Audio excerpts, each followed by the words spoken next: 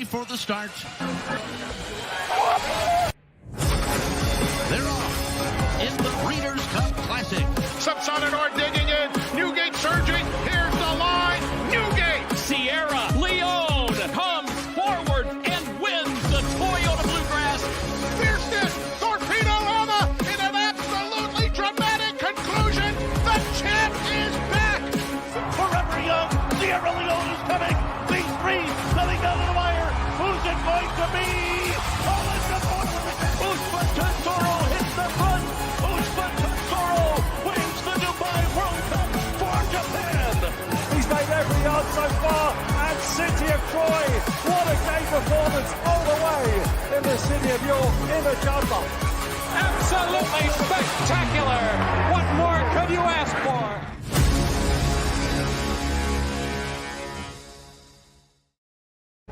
Are you ready? Yeah. Are you ready? That got me hyped. Right? We are back at Mar Racetrack for day 2, Breeders Cup Saturday, 9 World Championship races remaining, including the big one that you saw right there, the Breeders Cup Classic, which will be the race that we carry you up to. So we've got race 4, which is the Breeders Cup Filly and Mare Sprint, which is coming up in about 25 minutes. So we're going to take you through that race. We're going to handicap. We're going to have a ton of great guests, one of whom is going to be joining us in just a couple of minutes. You do not want to miss who this guest is. I will just say that. Alexa, first and foremost, you look incredible. Oh, thank you. And you, I think you left yesterday feeling there was a little more to get done today on the betting handicapping side. Yes. Unfinished business. Unlike Dan, I did not hit a $3,000 bet for $1 live on air, so I'm waiting for that to still happen today, and I have faith. I like my picks. I like my selections. But yeah, it's really cool. Actually, the races are different this year. Like, we have the Classic right smack dab in the middle of the card, so it's kind of cool. I actually like it. I know it gives a better primetime television moment, but also we got the early pick 5 ending with it and the late pick 5 starting with it, so that's the race you want to be right about. Going for gusto. Not even talking about winning one race. Yeah. Jumping right into pick 5s. I love it. Let's take a look around Del Mar. This is the scene as people piled in to the track this morning. This is a scene setter here. Obviously, we were before the people. Now they're the people. And I can tell you right now, the energy, the buzz, it's increasing by the moment as we count down to the first of 9 World Championship races today. Yesterday, there were 5 races, including a couple of upsets, a couple of unexpected races. And one of the big storylines, though, was heading into the last race of the day, the juvenile turf. The horse from Japan was a horse people had their eyes on, Satono Carnival, but really the rider of that horse was a person that a lot of people were talking about. And she joins us right now. Rachel King, how are you? Good, thanks, guys. Thank you for having me. So it is incredible for you to be here and taking a few minutes with us. You are the first Australian-based jockey to ever ride in a Breeders' Cup race. You may have done 1 or 2 interviews this week. Couple, yeah. It's been a busy week, but it's been an incredible week to be a part of, and yeah, I've loved the experience so far. Yeah. Go ahead. I mean, take us through a little bit of what your week is. When did you get here, first of all? So I got here Sunday in time we had a gallop on the grass on Monday. A lot of interviews Monday, Tuesday. And then I rode the horse again on Wednesday. Yeah, and then had sort of Thursday to relax, ride Friday, watch a few races today, and jump on a plane tonight. Oh my gosh. Talk about a whirlwind. I mean, that's craziness. And it adds to the pressure on a week that's already filled with pressure, right? It has to, somewhat. Yeah, look, I've sort of got probably used to the travelling a little bit, I guess. In the last 18 months, I've done a lot of it, so it's something I enjoy. Look, I'm lucky in the way little things like I'm a natural lightweight, so I don't have to sort of worry too much about my weight in between. A lot of jockeys would have to, but it's a big week here, and it's a big week back home as well. You know, I've got to jump on a plane tonight to be back in Melbourne for Melbourne Cup on Tuesday. It doesn't stop. And you told me you were even up at a time when most jockeys are not awake, which is midnight last night. I'm sorry if I wasn't supposed to give that away, but you were up till midnight last night. Were you partying? No, definitely not, no. Just watching the races from Sydney. Obviously, it was a big day. Sydney and Melbourne, it was a big day. We had Derby Day in Melbourne and Golden Eagle Day in Sydney. So my husband is sort of assistant trainer to Bjorn Baker back in Sydney, and they had some big runners in big races. So we were up watching a lot of those. Absolutely. Good. Wait, what time is it back home? Good question Math now. right now? You're asking her to do math after this week? I've been trying to work it out what time it is everywhere. Thank God the iPhones just have the world clock on them, and you can just look at that. So that's been my lifesaver all week. Well, let's do this. You may not want to do this. Obviously, this was not the desired outcome, but look, you made some history yesterday, and I want to take some of our viewers just through the early and late stages of the race. We don't have the whole race. We could talk over it as we're watching some of it. You may not be able to see all of it, but there you are breaking from the rail. Just tell me what this was like. You come through the gate, and what are you feeling at this point? Yeah, I was, before the race, I was very happy I drew one. I knew my horse had a little bit of speed, so I was able to get him in a sort of good position, and he showed that nice natural sort of tempo early.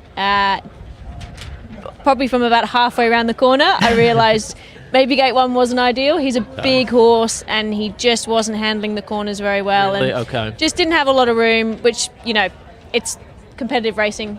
You'd expect it anywhere. It wasn't anything unusual, but he wasn't really comfortable, just not having space and probably not handling the corners well. Like I said, he's a big horse. I think he's a big, talented horse. I think there's a lot more to him. We definitely didn't see the best of him there yesterday, but I do think having a trip away is going to help him for the future. It'll sort of make a man of him. He's come away. He's not hurt in any way. He'll bounce out of the run fine. And I actually go to Japan, hopefully in January for a couple of months. So hopefully I can team up with him again there, and we'll get back on the board. For the viewers, and a lot of our viewers, they're kind of just getting into the sport. They're trying to learn more about it. When you say he wasn't managing the turns and he's a big horse, is that something that can sort of be trained into a horse? Is that something that he could ultimately get better at doing? Or do you think his best game ultimately will be in either being on the outside or in being races that, where you don't have to navigate these kinds of tight turns?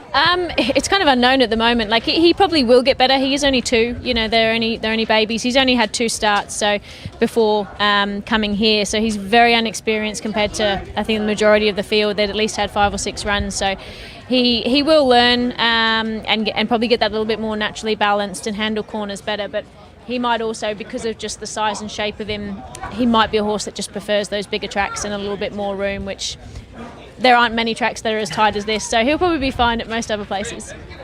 When I was handicapping this race, one thing that really drew my attention to this horse was how much money they spent on him as a yearling, as over $3.5 million. Was it that much? Mm-hmm. Oh, I didn't realize that. Okay. And I actually started researching it, and I believe it was one of the sale toppers. Really? Yeah. So clearly high expectations. Do you think that's just because of how correct and big he is? Yeah, look, he's very correct, and he's a beautiful looking horse, but he's very well bred as well. And I don't think there'd be many horses in Japan that go through the sales that are cheap as such. Their breeding sort of schedule and just how they've structured their breeding is incredible. It's something that I really admire from afar, and I got to know a little bit more about when I was there earlier this year. They really only breed from the very best. They're very particular in their stallions and their mares, and it's paying off. They've turned up here to a Breeders' Cup meeting with 19 horses. Not many countries can do that. So their breeding operation is, I think, incredible, like I said, and they just really only strive for the best of the best. I've got a couple of rapid fire questions for you. Just want your observations on America and on the and on the Breeders' Cup. On America first. What, in terms of you talked about international racing, what is it about this event here? How does it differ from maybe a big event in Australia or Japan in terms of the fan experience and how it might be taken in? One thing I noticed probably this week leading up to Breeders' Cup was just the amount of engagement. I guess the public and just the regular person down the road can get involved in the Breeders' Cup, all week, having the the breakfast marquee where everyone can watch the track work. It's a little bit more sort of open to the public. In Australia, we might have, normally on the Tuesday before like a big meeting, they might have what they call the breakfast with the stars, and they will have people, you can go and watch them work and things like that, but it's more probably owners and trainers, and it's one morning. Here it was every day, it was all week, so it's incredible to see how much the community gets behind it. Driving around, you saw just shops with Breeders Cup banners everywhere and things like that, so that was pretty cool. And yeah, race day is probably different again. I mean, Japan, the race days are huge. The crowds are enormous. I've never seen so many people.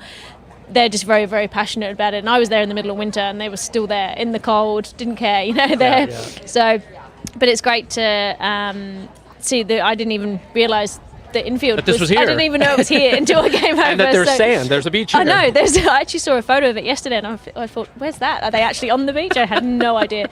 So it's, every time you go around a corner, I keep finding something new. And today I get to probably have a little bit more of a look around and explore and get more of the atmosphere of the whole Breeders' Cup. That's wonderful. Yeah, it's great. now the pressure's off. Yeah, exactly. So are you able to just kind of sit back and enjoy now? I can relax today, it's very rare I go to the races when I'm not riding. Yeah. At home I wouldn't do it because it's work, it's not as fun, but it's today was a day I didn't want to miss, and I thought as I'm here I'd be silly not to come and enjoy the atmosphere.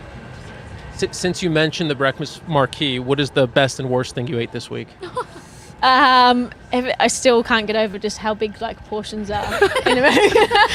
Maybe it's because I'm really small, but I don't know. What is the biggest portion of food that you were served? It was actually my mum came over. She flew from England to be here, and she ordered what was it the other day? Like a club sandwich. I have never seen so much food in my life on one plate. Did it come with the chips and everything else on top of it? It was just piled. I couldn't believe it. I was just So you haven't gotten through a meal, I guess, right? No, I can't finish one. It's too hard. And I can actually eat quite a lot for a small person. So.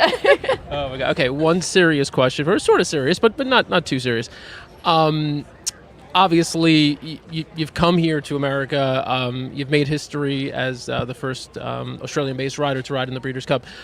You also happen to be a woman riding races in fields that are overwhelmingly filled with men, right? You were the only female rider in your race, I believe, and I don't know if there were any. Although Holly Doyle was here, who else was here? I think that might be it. For you, does that mean anything to you? And what do you think when people might kind of describe you as being a role model for other younger women? For me, I admire.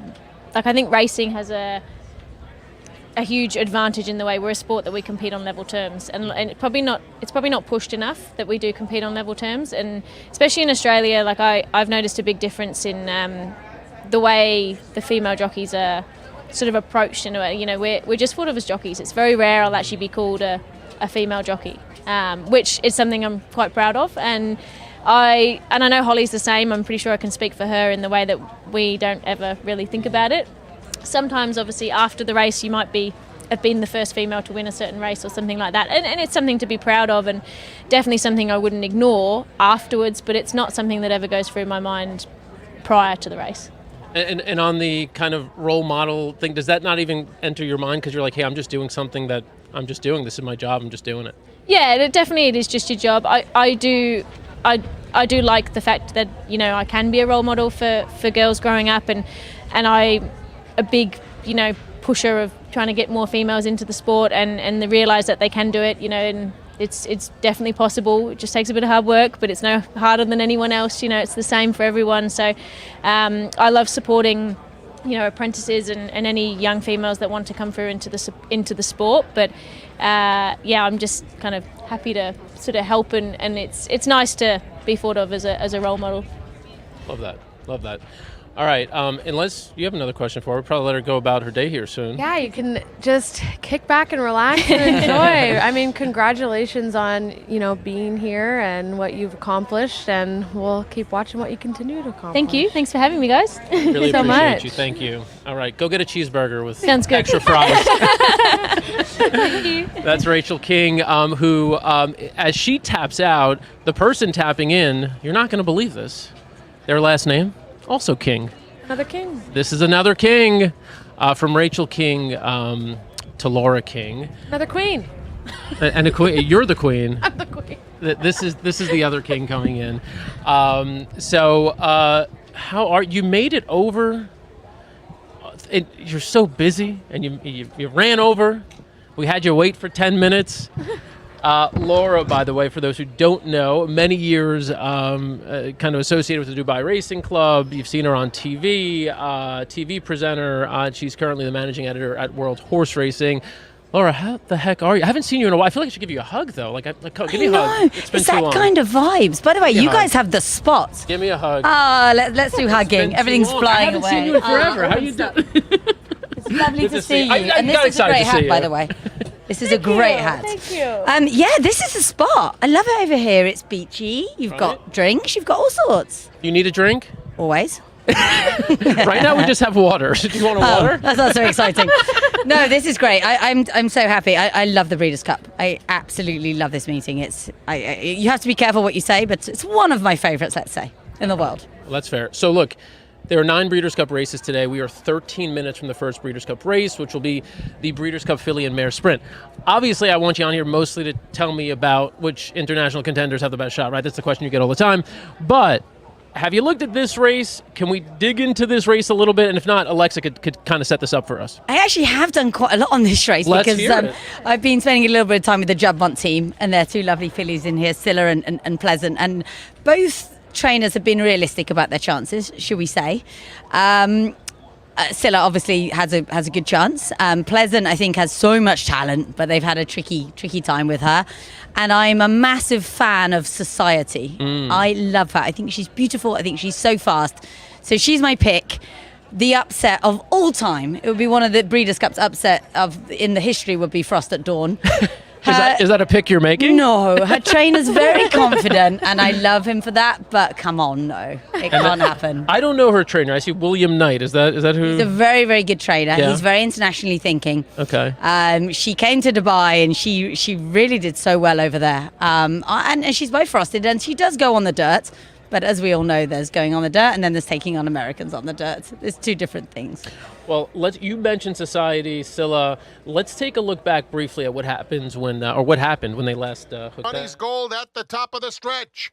Scylla, Vava has room along the inside. They have to catch Society, who leads by a length coming to the 8th pole. Now it's a length and a half, now 2. Scylla trying her best. Vava along the inside 3rd, a 16th to run. And Society brought her A-game, and she's much the best in the ballerina under Tyler Gaffleone, scoring by 3.5 lengths. Scylla was 2nd. Yeah, so there was Society, which your top pick, my top pick as well. Is it yours? Do you know? Of course not. Of course not. Okay, well, we'll get to you. I mean, what an impressive race there. And you see, like, in the stretch, just even though already winning, just like has another push, basically, another kick. I think good chance to even wire the field. Do you think Society will be the pace setter in here? I just expecting her to do what she does best and just go. Yeah, just go. And, I feel like she kind of deserves a really big one. Yeah. Like, she's stuck around for a while now. I just love her. She's just one of those kind of heart on sleeve fillies, and she's super. I really hope she wins this. I like the post position as well, because I do think she's one who just needs to get out and get a clean trip. So I'm glad, didn't draw the rail or anything like that. But I do think if we see the best of Society, that it will not be much contest against the rest in here. But I do like Vava, did Vava end up getting 2nd or 3rd in that race? 3rd, I believe, in that race, yep. Yeah, I think Vava's run this distance 8 times and won 5 of them. So this is definitely like a specialty place for her to be at. How do you feel about Vava? Vava is a great story, isn't she? Super confident, super engaging connections. She would be a really, really good result, I think, for to get the day off right. So, yeah, she's certainly in there with a chance. I wouldn't be putting anyone off her. Here's the other thing about Vava. I mentioned this before the show started. There's a certain jockey who has won this race 4 of the last 7 years. His name is Irad Ortiz Jr. He's riding Vava. So if that means anything to you about him knowing which horse to pick in this race, because he could pretty much ride any horse that he wants ever. This He's is on also Baba. a favorite race. Like, favorites have won this race 4 out of the last 5 and 7 out of the last 12. So, our big turf races are where we get a lot of prices and crazy things happening sometimes with all the Euros coming in. But this one might not be the one to try for a crazy price Can I based try? on history. You can try. I'm going to Tell try. us who you like. I'm going to go with number 2. Oh, that was my best long Magic shot. Filly Okay. At 10-1. Yeah. So she wins her first race, also known as her maiden race. So she wins. And the horse that she beat came back to win next out by 5 lengths, a pretty sizable distance. Now, facing winning horses in her next start, she wins by 7. She posts a big number there. She stepped up. She beat older horses in her most recent race. I think a lot of people are overlooking it. It was a small field. She just seems to me like the kind of horse that could be sitting behind a potential pace battle between the horse you like, Society, and a horse that we haven't mentioned yet, which is number 9, Ways and Means, who's got a good bit of speed. Now, I don't think they're going to necessarily knock heads, but there are a few other horses in here, including the 3-horse Pleasant, who has some speed. I think the pace is going to be fairly honest, and I think that one Magic Filly could sit just off. And make a move at 10-1 of all the horses we just mentioned. Ways and Means is 2-1, Society's 5-2, Vava's 7-2. If I can have 10-1 on one Magic Filly, even though she hasn't gotten to that level yet, I would take that shot. She's tactical though, Yep. and that's really important. So she's can be on the front or sitting off, which I think will be really valuable in here. Her figures are fast enough to compete at this level. She just hasn't really competed at this level yet. So this is a big day, big time to test it. Big ass. You got to step up in class sometime. Yeah. Why not today? Yeah. I love your definition of a crazy price, by the way. 10-1 is not a crazy price where I'm from. What on earth? Crazy. I thought you were going to give me something at 60s. I was like, no, I'm interested. Yeah, well, says the person who refused to officially back the 35-1 shot. I can't. I love her, and I love that they're being so ballsy, but no, it doesn't happen, does it? Sure. No. If it does, you're going to need the camera on me because I'm going to go ballistic. All right, well, Frankie's off to a good start today. He's doing well so far. So Frankie's riding Frost at Dawn. Just to round out the field, a couple other horses here. The 10 that you mentioned, Scylla, is taking some money, is 6-1 right now. Mike Smith, the all-time wins leader at the Breeders' Cup with 27 wins, looking to add to that total as he watches Irad Ortiz creep up on him with 20 wins. And I would imagine Irad's going to pick up at least a couple today. So, all right. We've got 6 minutes to this first race of first Breeders' Cup race of the day. Let's just real quick, while we have you, kind of run through a couple of your favorite plays today. Throughout the day. Who do you got? So all week I've been telling everyone that my favourite horse of the week is JRB, who actually is trained around about a mile from where I live at home in a very... We had Sean Levy on with us yesterday. Well, Sean is a very, very good jockey, very underrated actually. I love this horse. My only slight concern is the connections don't seem to share my confidence. I'm not getting really Never a good bullish sign. vibes from Brian Meehan, but then he's not the most bullish sort of chap. We'll blow past that. But this horse is so talented. He's done very little wrong. He's had this race in mind since he won the Fielden in like May or something, right back at the start of the year. And Rebel's Romance is a very, very good horse. We know that. What he's actually achieved is phenomenal, especially bearing in mind he had like a year off at one point. Yeah. But he's kind of got one go. Mm-hmm.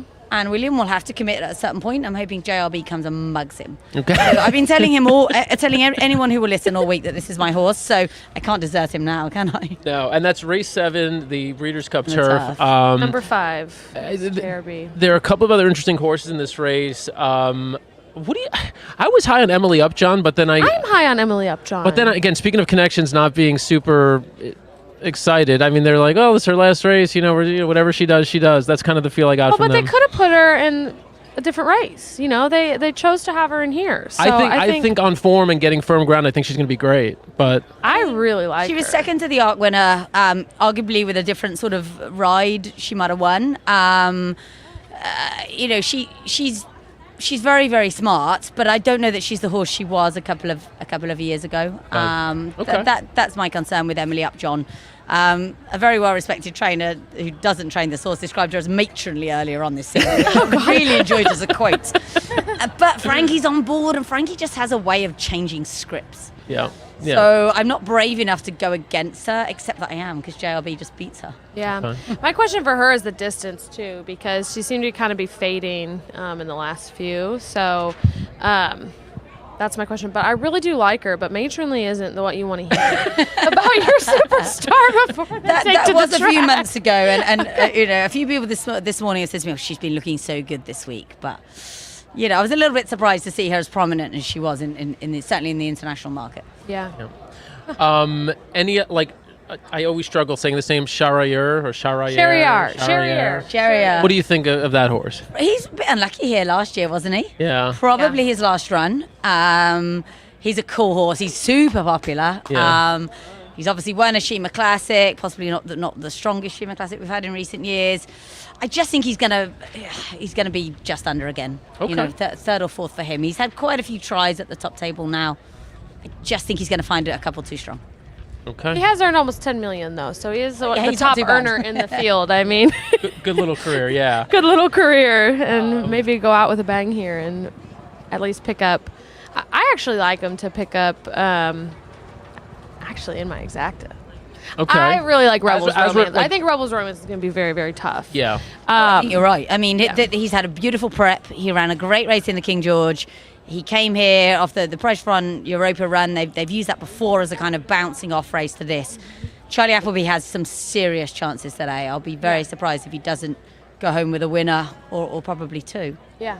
No, I agree. But yeah, Shahryar, Emily Upjohn, and Rebels Romance, I think and Jeremy create kind of a fun exotic play in there to get some value out of the race. Speaking of exotic plays, I am once again betting my ass off right now as we're having this discussion. You got to tell us before the race this time because that was some BS yesterday. I'm gonna tell- by the way, I just won $3,000 I didn't tell you about. Let me tell you. By the way, are you okay staying with us to watch this race, or do you Very need to head happy out? staying Okay, here, don't all worry right. about So me. we got you for another minute.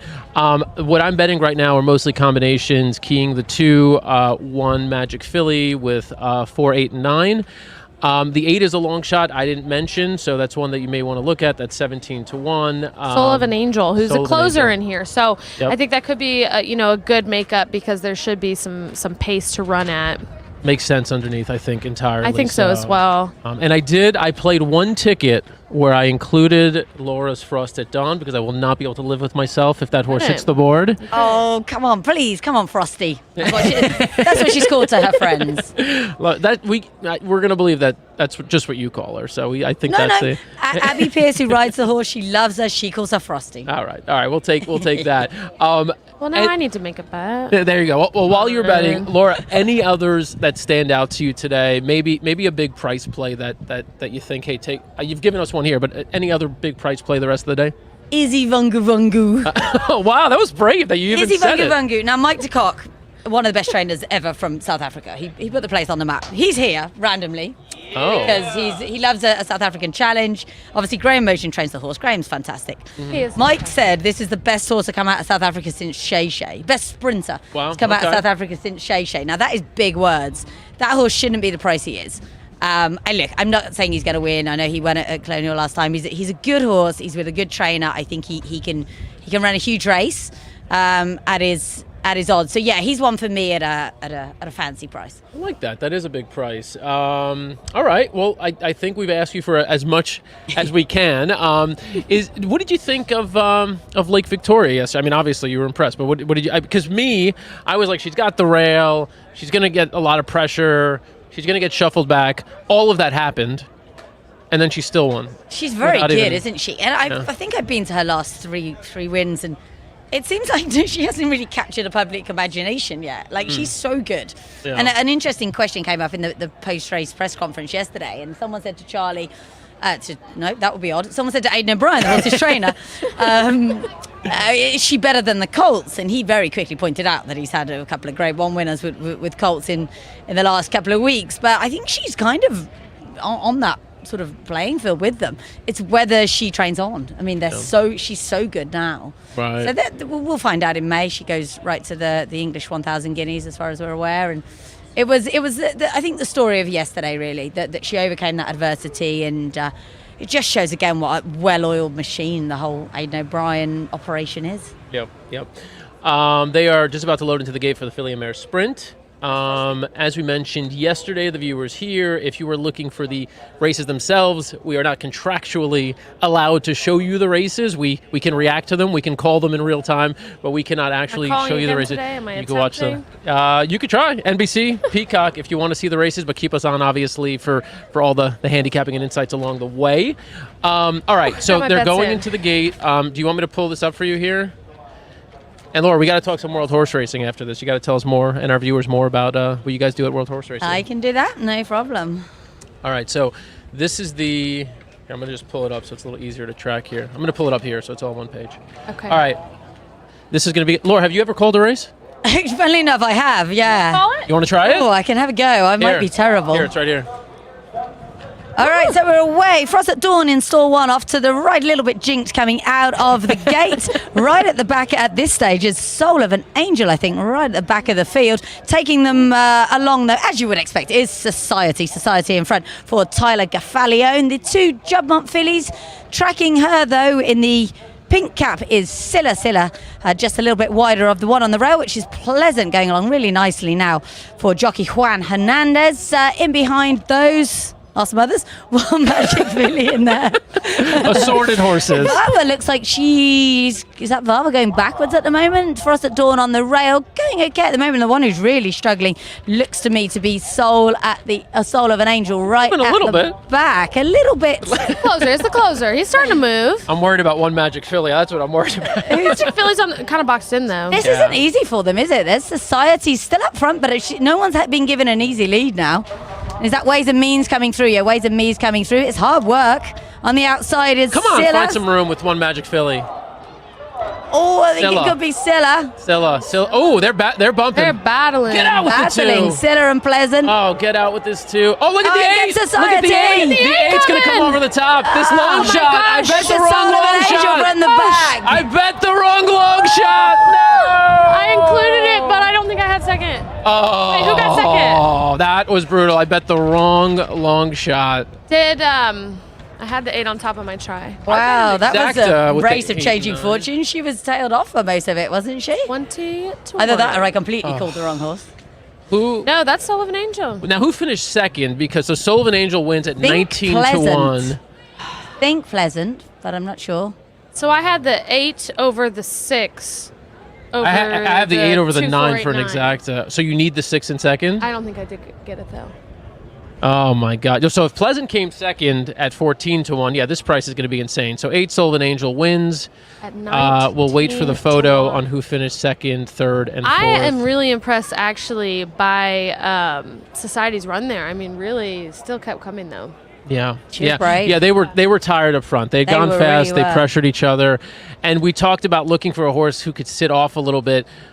This 8 Sat horse, off a lot of it. Look Soul at of an Angel. You thought the horse was done, and she looked did. done. She looked done. Yeah. She was so far back, but they went fast enough to where there was enough there. Good story Look here. at her there, though. Yeah, good story here. Drayden Van Dyke rides the winner. He has had a very up and down past couple of years. He's gone through some sort of personal issues, and so. To get back in the winner's circle here on Breeders' Cup Day to kick things off Breeders' Cup Saturday, that's massive for Drayden Van Dyke. So happy for him. All right, we're still waiting on the final order of finish here. See if we could find. Do we think it was Silla? It was Pleasant. In the green cap. Let's see. What does this tell us for the rest of the day, though? That if and you were talking about like the dirt races. We thought this would be formful to start the day. Vava never really had it today, which is a little disappointing. Yeah, disappointing. Let's see. All right. Ways and Means was there between horses as well. I needed Ways and Means for second. I don't think it's happening. No, it's either 3 or 6. It's the 3. That's. It's Society, no? You think it's Society? I thought it was the It was inside. Society. I'm going to miss my try regardless because I didn't have that 3. Who was the 3? The 3 is Pleasant. Pleasant. So another price. If it's the 3, it's 14 to 1. It's 19 to 1 over 14 to 1. If it's Society, it's. Did you have the 3 in your exacta? I did not. No, I did have the not. 6. So, but if the 6 is second, you hit the try. No, I didn't have the 3 at Oh, the you didn't have bottom, the but 3 behind. I had okay. the 8-6. Oh man. It is the 6, which makes it more painful. Death. Sorry. Sorry. Society finishes second behind Soul of an Angel. I should have listened to you both on Society. I don't know how I left Society out of my exacta. You didn't include Society? No, I even I went 2, 4, 8, 9. I used Vava instead of Society. So Wow, that was bold. yeah, I have Soul of an Angel on all these tickets, but just did not have Society, which was dumb. I used Society in my trifecta, but not in my exacta. Well, I Doing way flipped too my much. try, but I didn't flip my exacta to have Society in second. No, you definitely had the more painful beat there. That's a bad beat, but that's okay. We got more to come. We got more to come. Laura, Is it one of those days? Is it going to be a day of upsets? I think there were. Last time Breeders' Cup was here, there were a ton of upsets. Yeah. It is a track that does sort of lend itself to that, doesn't it, with the short stretch and everything? And it's been, I feel like the track has been playing pretty fair. So when they've gone fast, they've come back to them. And when horses have kind of gotten away, like the 2 Baffert horses yesterday and the Juvenile did, it was hard. It was hard to get them. So I think the track's playing pretty fair. World Horse Racing. For those of you who don't know, on social media, if you follow on any social media platform, World Horse Racing is doing massive things. Tell us a little bit more about it. We kind of do what you guys do, really. We try to tell the stories that maybe people aren't looking at. We're all focusing on the winner, aren't we? We're all focusing on the trainer. We're all asking people whether they think they're going to win. We want to champion the grooms, the people that are there every day. And you guys do that so well as well. And that's what we're trying to do, turn the camera the other way, maybe on some of the stories that aren't getting out there. And we try and get as close as we can to the action, which obviously is difficult, especially at big meetings such as this. But yeah, we're very proud of it. We are truly global. We have a team of 4 people and 5 people in Melbourne right now. Okay. So we're very much like, are we done from Del Mar? Right, then Melbourne go, and it's like that. So it's a lot of fun. And yeah, it's just trying to just put a slightly different lens on things. Yeah. You get to do a job, like you said, that we get to do, which is where we get to take people behind the scenes, tell really cool stories.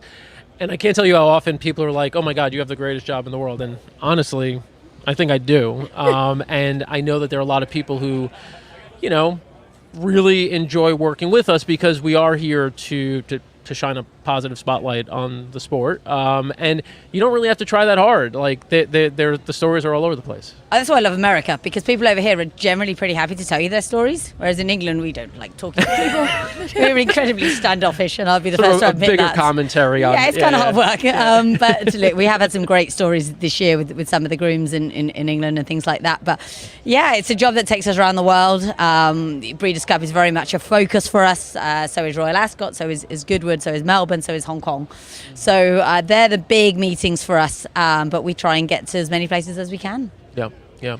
It's good stuff. If people want to follow World Horse Racing, where do they find you exactly? WHR or World Horse Racing on everything. We're on TikTok, Facebook, Twitter, YouTube. What am I missing? Loads of them. Instagram, it's a pretty big one. Yeah. We don't do much handicapping, though. Maybe we should start. Yeah, people like that. I mean, if you want to attract, this kind of group, It's a bit of fun. This has been great fun. Yeah, hopefully my picks will go a bit better from now on. That was a tough race. Yeah. That was a tough race. 100 to 1 on the exacta. So you had to do it to yourself. Oh. The solo, yeah, it is. 1,400 to 1 on the try.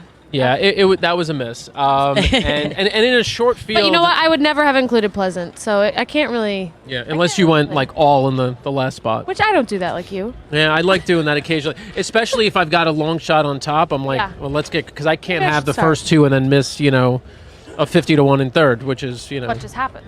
Yeah. Okay. So, all right, Laura, we're going to let you get back to life and the rest of this party. So much. Thank you. So, by the way, for those who just tuned in, you gave a couple of horses that you like today. They are? I gave you JRB in the turf. I didn't give you Notable Speech. I'll give you that as a little freebie. Okay. Notable Speech will win the mile. And I gave you Izzy Vunga Vungle. That's not how you say it in the race coming up right now, actually. Love it. All right. Laura King, World Horse Racing, you are the best. And miss seeing you. It's great to see you. It's been great fun. Thank you, guys. All right, awesome. All right, look, we try to do our best to dress like, some real professionals here, but at the end of the day, we love throwing on our T-shirts, hats, and you can actually get sports coats made now at Old Smoke. And so just this weekend, Old Smoke, our friends over there, offering us 15% off everything. No way. Everything. No. Everything. And we won't remind you about this again. So take note now, oldsmokeclothing.com. Use promo code ABR15 Old Smoke. One word, ABR15 Old Smoke. one guy who always brings the heat and wants all the smoke is with us right now. Dude, how was that walkover, first of all? By the way, Jordan Miller here, joining us from Canada. Jordan, how was the walkover? It couldn't have been nice. No, it was okay. I mean, they wanted to stop us from coming over. I told them who you were. They still wouldn't let me over. That was your first mistake. Yeah. Drop and Dan didn't do it for you. That was your first mistake. But you've wisely brought beer today because the liquor shop that we went to yesterday to load up, they were closed this morning. I don't know, maybe it was a Saturday closed. Oh, it makes sense. We went for a sandwich earlier and they didn't have bread, so. Love that. Naturally, that's what happens. I've asked. We had a guest. We had Rachel King who came in to ride from Australia. We had her on. I asked her in terms of the food, best and worst. You haven't come from quite as far, but when you eat here stateside, when you go out to eat, what stands out to you all the time? The portions are 3 times bigger than Canada. Same thing she said. And half the price. Same exact thing she said. Jordan, I was just telling Alexa before you came on that you're a jockey agent. A lot of our viewers may recognize you from our shows up at Woodbine. Just tell us a little bit more about yourself, and beyond that, you're a pretty spectacular handicapper, as I've come to learn. Yeah, I mean, I grew up in horse racing, and my grandparents were in it on both sides. Both my parents were trainers and exercise riders, and I grew up around the barn, and I always wanted to be in horse racing, and I galloped for a number of years, and I'd owned a few horses, trained a few horses for myself, and I worked on the starting gate. I was a valet, and then I ended up switching into being an agent about 7-8 years ago. And you represent Sofia Vivas? Sofia Vivas, yes, up at Woodbine. Yep. And then we're looking to we'll be going down to Aqueduct for the winter, so watching us for there. I didn't know that. Yeah. Is that breaking news? Tell us it is. No, it is kind of, but I mean, we were talking about it, and we kind of just put all the wheels in motion, and that's where we'll be for the winter. That's so explain to our viewers who might not know what exactly a jockey agent is and does.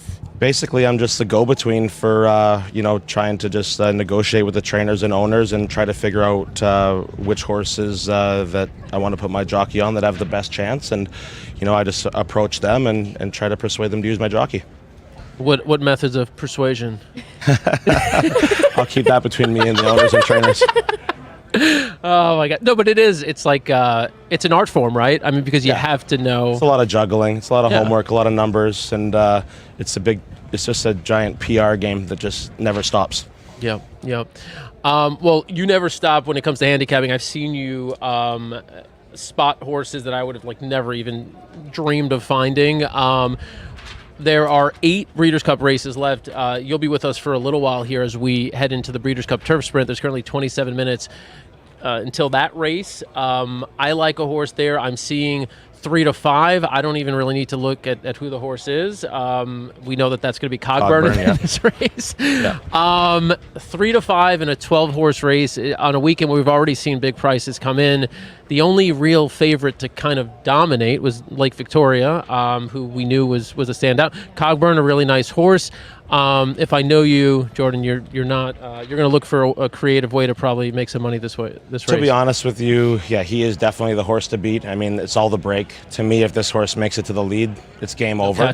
But it's horse racing, and anything can happen. As we saw with Brendan's horse yesterday, stumbled leaving the gate, and that was the end of that horse's race, and it changed the whole race complexion right from the beginning. So, if this horse gets out of the gate well, he should go wire to wire. But as far as the aspects of the betting, you're probably having to single him in the multi-legs. That pick 5 just started that last race. It was kind of a wide open race. You got a 20 to 1 shot. If you had that horse, maybe you got this horse singled. And are you still alive? Yeah. I knew you had a little glow to you. I could tell. I could tell. So and the other way would be, pick a straight exactor. If you like another horse, instead of betting that other horse to place, you play a straight exactor, and you're going to get tenfold on the money instead of betting the horse to place. How are you seeing this race so far, Alexa? Well, I agree that Cogburn's going to be really tough, but I think there's some good value in here. I actually like the 2, Notorious, and we're getting 14-1 odds right now. I mean, we still have 26 minutes for all the pools to keep flowing in, and that might go down. Morning line was 8-1, but he was the favorite in last year's edition of this race, and horse for course, 3 for 3 at Del Mar.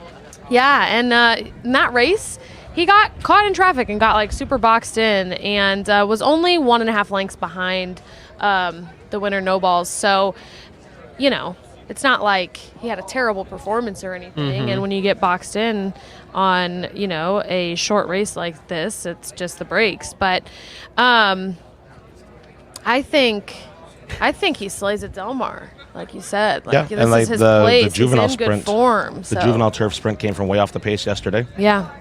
Yeah, so I think Motorius, I, again, would need to include it with Cogburn in my wagers. I'm not going to fade Cogburn. Yeah. But I think you can use that. I think I'm going to fade Cogburn. Oh, of course you are. Of course you are. I'm not even surprised. You say it like it's I mean, sneaky. this is the weekend. I'm not, I'm not going to, what am I doing here? I mean, I came here to bet 3 to 5. I mean, give me a break. There's no horse you're going to talk anybody off of the whole weekend. Were you guys on the air for the race 1 for today?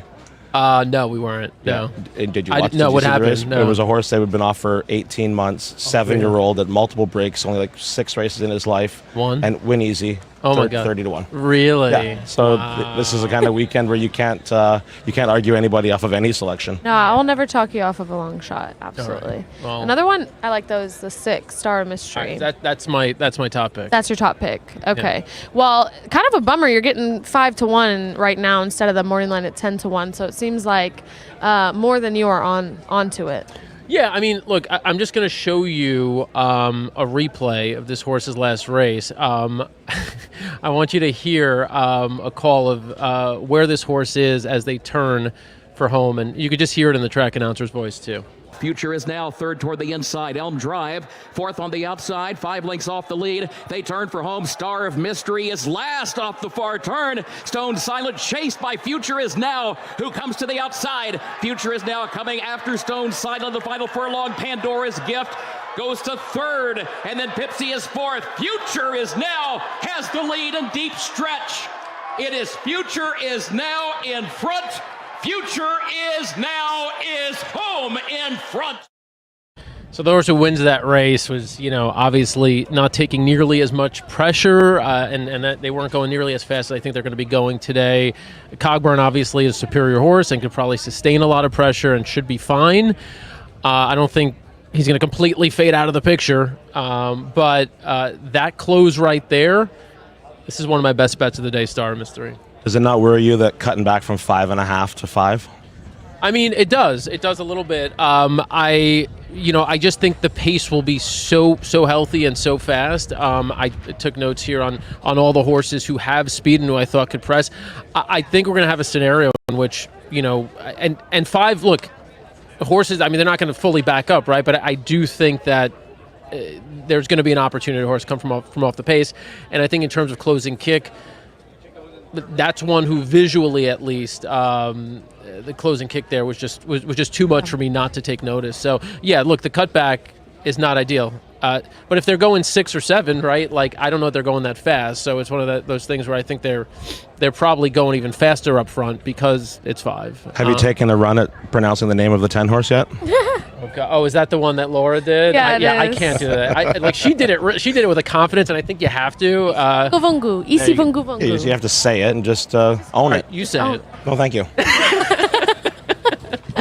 I feel tricked. All right. So, how are you betting this race, Jordan? I'm just going to roll with my pick 5. You roll with your pick 5? Yeah. I mean, okay. if he wins, great. I mean, there's no other really way that I want to be a part of it. So okay. I'm just going to. How deep are you in this? Just single. You're single too. Yeah. Okay. Yeah.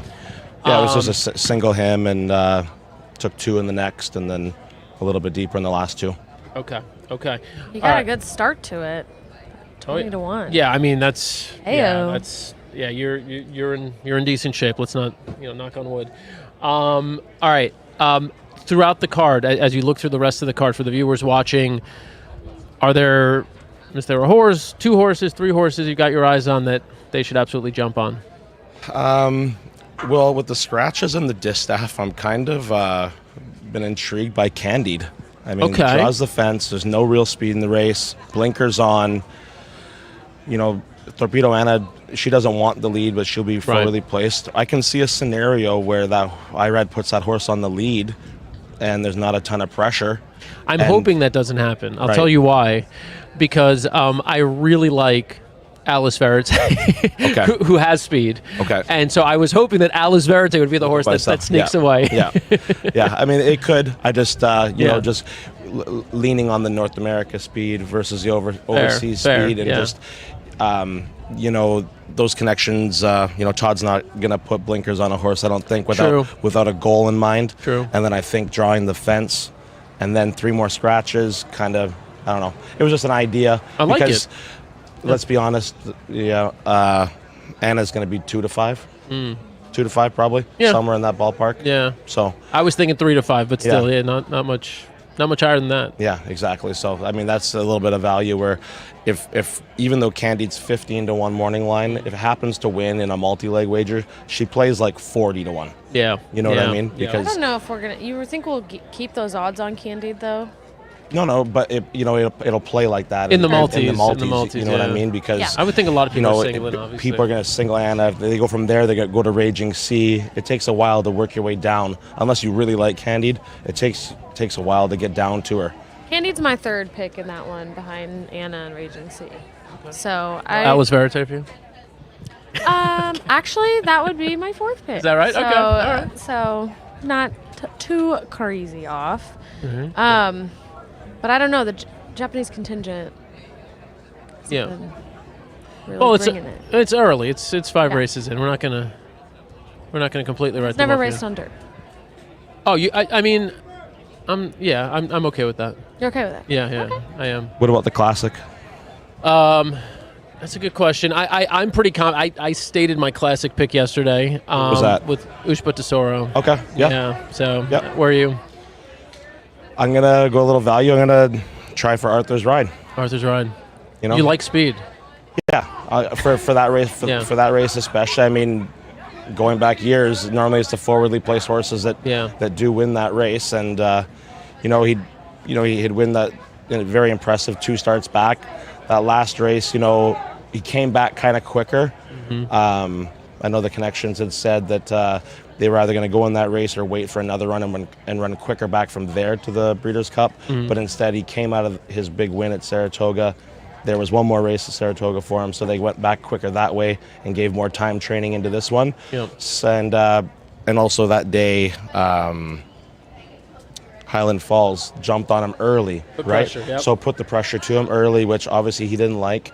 You know, you have a rider change, Pratt to Saez for Highland Falls. Maybe that's not how they ride him this time, who knows, but I'd hate to see Arthur's Ride be a length and half, 2 lengths in front in the first turn and not be on him. Right. So yeah, no, he to could. Me, that's a situation that could happen. Yep. And after that, I mean, Fierceness is a great horse. Yeah. You don't know what's coming with him. Yeah. You know, he could win this race by 3 lengths and everyone would be like, yeah, that makes sense. Yeah. Or he could run 10th and people would be like, yeah, that makes sense. Yeah. You know? Yeah. So. Yeah. No, that's true. I mean, I wouldn't be surprised if he won. I wouldn't be surprised if he finished way out of it. What's thoughts on Forever Young? I like Forever Young. I mean, I think, you know, the horse has been everywhere, right? And has really hasn't run a bad race. So, you know, look, I hesitate taking the 3-year-olds against older in this race. I know they've won, but overwhelmingly, I think it's something like 18 of the last 25 were 4 or 5-year-olds. And I know that the game's a little different now, right? I mean, you don't see as many, you know. So if Sierra Leone doesn't lay all over him and he wins the Derby and he's an undefeated horse coming into here, do you think about him differently?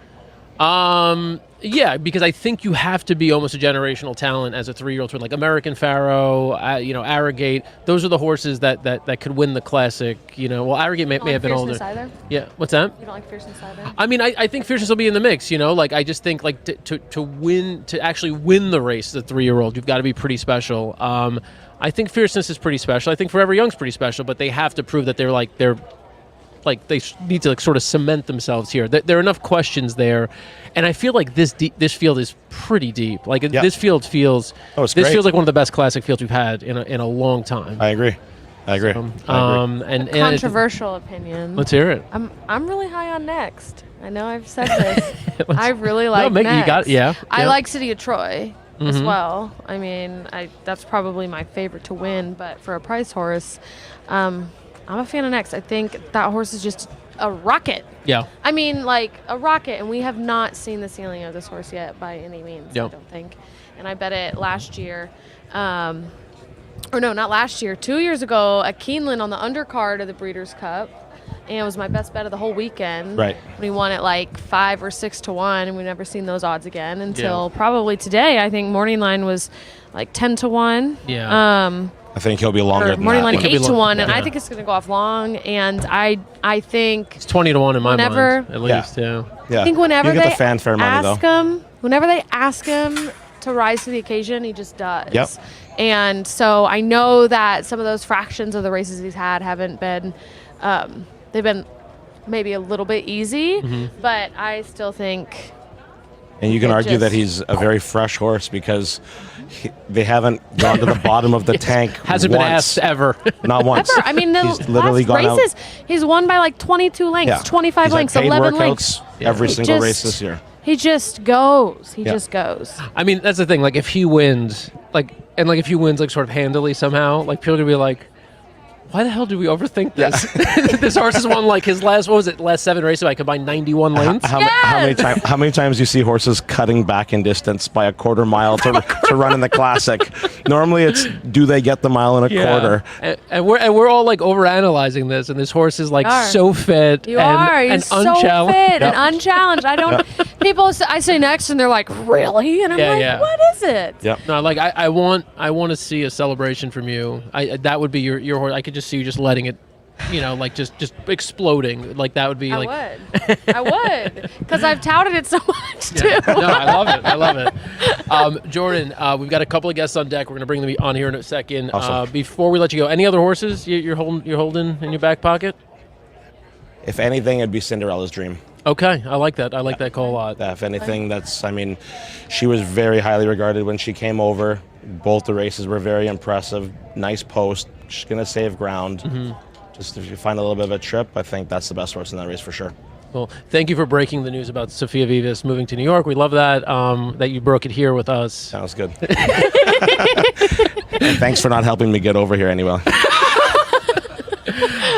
Dude, I've got no pull out here, man. I can't do anything. I'm useless. I'm just trying to get through these next couple hours. Awesome. We love you, man. Thank you Good very luck much. in your pick 5. Awesome. Thanks, Thank you man. so much. Good luck, man. Yeah, Good definitely talk. close that out. Close that ticket out. Take care. Yeah. All right, so that's Jordan Miller right there. Greg had asked me to play a video. I can't remember which one it was. Which one was it? Doesn't matter now. Well, we did talk about fierceness for a second. So why don't I play the fierceness video, because I love the Frank Miramati call here. But we're going to show you some of the highlights this year from Fierceness, who is, of course, your leading contender to be top 3-year-old this year and is trying to win the Breeders' Cup Classic today. And the showdown we've been waiting for. Fierceness drifts out. Sierra Leone is coming at him. And in between them, Batten Down is running the race of his life. Sierra Leone hugs the rail. Fierceness, though, still has the lead at the 16th pole. They'll come for the wire, and it's still Fierceness. Fierceness is going to hold on. Fierceness has won the Jim Dandy presented by Mohegan Sun. The new leader, Fierceness, 3/4 in 1:11.3. They're at the top of the stretch, and Fierceness takes command. Sierra Leone is coming with his run on the outside of Torpedo Anna, who's currently second. They're in the final furlong. Johnny V asking Fierceness for everything he has. 3-length lead. Torpedo Anna running her heart out and coming with every stride. Fierceness, Torpedo Anna in an absolutely dramatic conclusion. The champ is back. Oh, Frank Miramati with the call. Love that call. And I love these new additions to the set. Welcome has been in. transformed. Back here, and I brought a special guest with me, you guys. Hi, guys. I never show up empty-handed. We got Alex Rossi, IndyCar driver and thoroughbred owner, I might add. Like that. We like that. And we just came straight from the action. You want to take our guests through what you've been up to today? Sure. So first of all, I got here on Thursday. This is now my fourth horse event in 2024, which is 400% more than I thought I was going to do in 2024. And it keeps getting better and better. The more I understand, the more I learn, and the more I appreciate the sport. So we've been looking forward to this event. Obviously, being from California, I've known about the Breeders' Cup for quite some time, but to experience it in person has been nothing short of spectacular. So yes, as you said, we came from the paddock. We watched a West Point horse kind of get paraded around and got to spend a little bit of time with the owners and to hear about her story, and then got to go watch her race. So it's been such a cool thing to be a part of, and just so thankful to everyone at America's Best for bringing me along and letting me be a part of it. It's awesome. What you mentioned to me earlier, I think the one thing that stood out to you from the second you got here was that this is different from Saratoga. It's different from the Kentucky Derby week and Kentucky Oaks that you went to. Kind of explain to me, because a lot of our viewers have never been to the Breeders' Cup, and they haven't been to some of the races that you've been through. What was your impression of sort of each stop you've made along the way, and then the Breeders' Cup? So here's the thing about this: it's a global event, obviously, and it's a production, right? Which is amazing. It's beautiful to look at. The level of a show that they put on is second to none. But then what's so cool that I've learned about horse racing, it's very similar to motorsports as well, is like you go to some of these other tracks that maybe have a little bit more history or are in quainter towns, right? And you get a completely different experience and a different feel from it. And, there's pros and cons to both. They're each unique and amazing in their own right. But yes, certainly the production level here is amazing, and it's very clearly a global event that has a huge amount of interest worldwide, and to experience that firsthand is very special.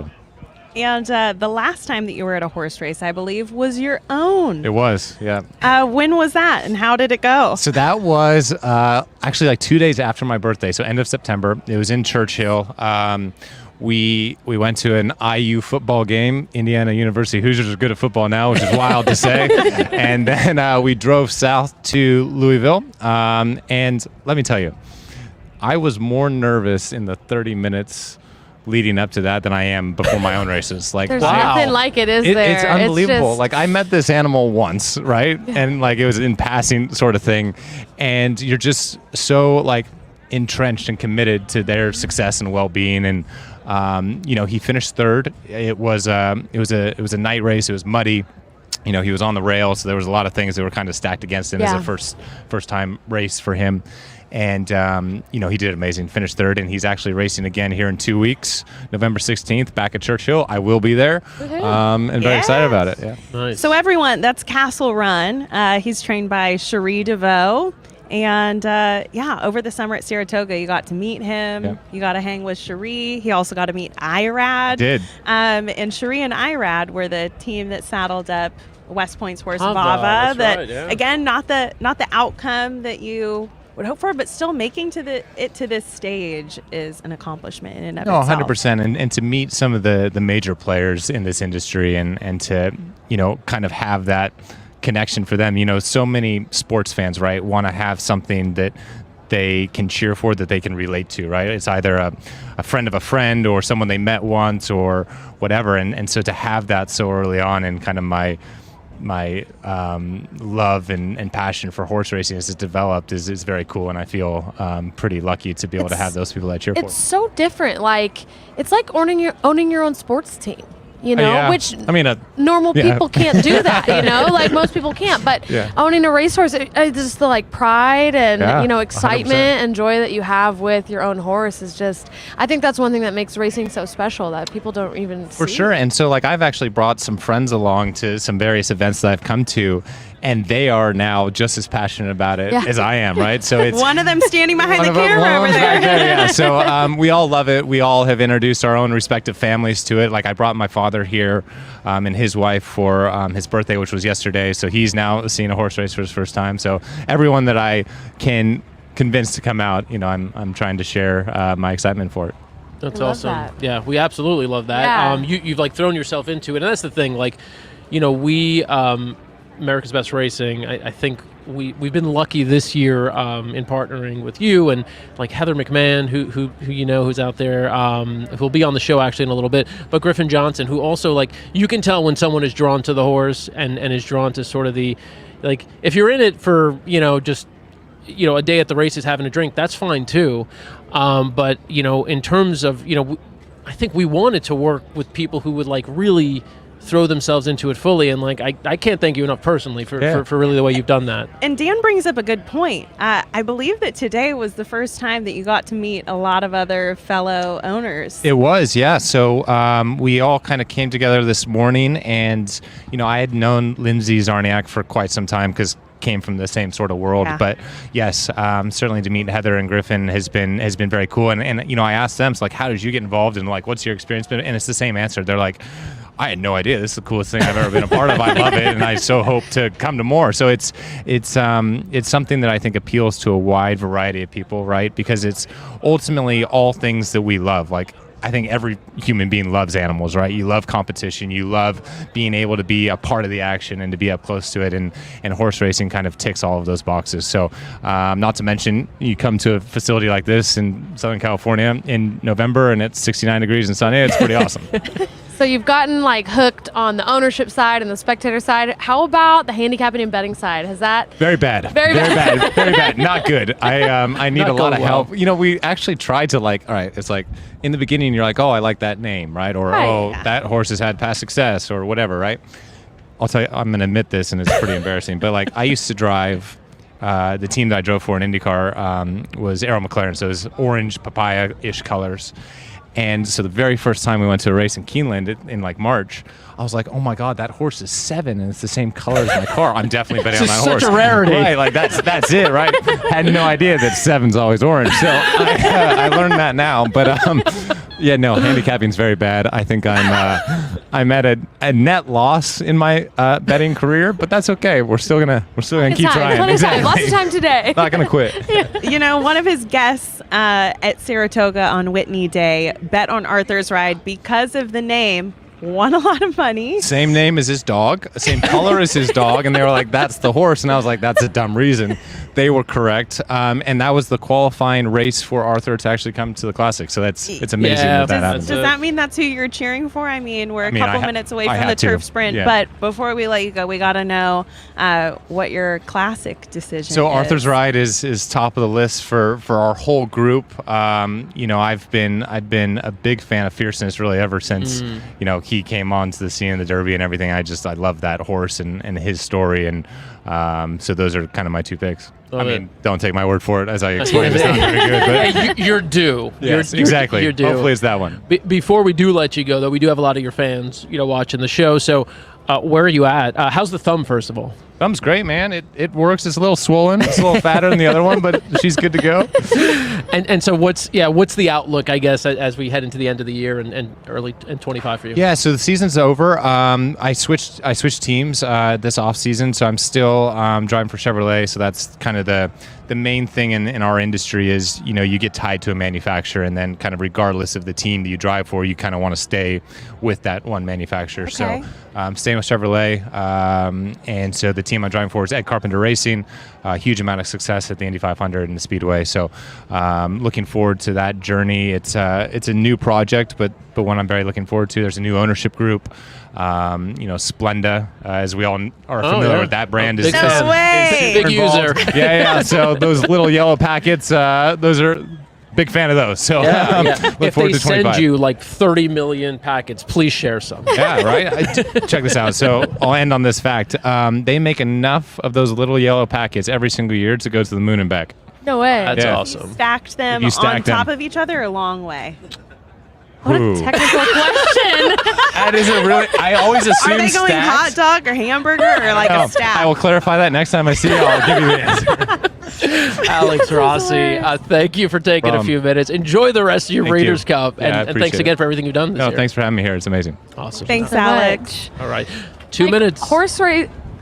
We brought Alex horse racing. Alex brought me to IndyCar driving because of you guys. It's the first one I ever watched was this year to cheer it on. That's awesome. It was really cool. I didn't realize. You should have told him that a minute ago. I know. Well, we missed that. All right. Well, next time we can move into that. So, are you?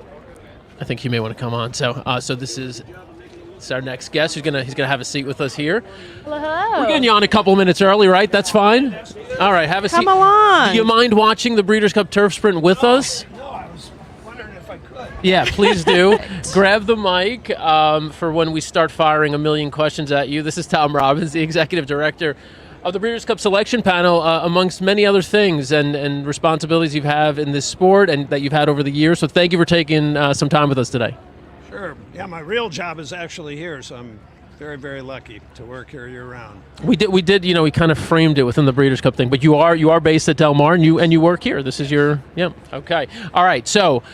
We can't ask him for a pick. He's objective. He's down the middle. Can't give us any analysis. Last word from Alexa on this race. Go ahead. You are going with. What are your bets? I'm rooting for Motorius and Cogburn to cover the exacta. Okay. I am all in on Star of Mystery. I've got Star of Mystery on top and like a bunch of different tickets, trifectas, exactas. I also use Motorius a little bit, who you have. And the one horse that I didn't mention, who I like a lot, is actually my second or third choice here, is AG Bullet or Ag Bullet. I don't know. AG Bullet, Ag Bullet. That's the 5 horse. AG Bullet. Okay. So I am basically 6, 5, 2, and of course, Cogburn will probably be in the mix. The break here is really important. We'll be reacting live. Alexa, do you want to call this race? Oh, yeah. Do you have it? Rachel, could she borrow that program? Yes. Help. AG Bullet. Going up on wheels. This race will probably be done by the time I get to this. All right, so this is race 5, Breeders' Cup Turf Sprint, presented by Prevagen. And here are your horses, most of them at least. Bradsell, by the way, on the outside. Big European hopeful at 7 to 1. I like Bradsell. I do like Bradsell. All right, they are not all in line. Star of Mystery in the gate. This race is so intense because, it's like the break is everything. Yeah. The break is everything. No, it really is. We'll see what Cogburn does coming out of the gate. 2024 edition of the Breeders' Cup Turf Sprint for $1 million. I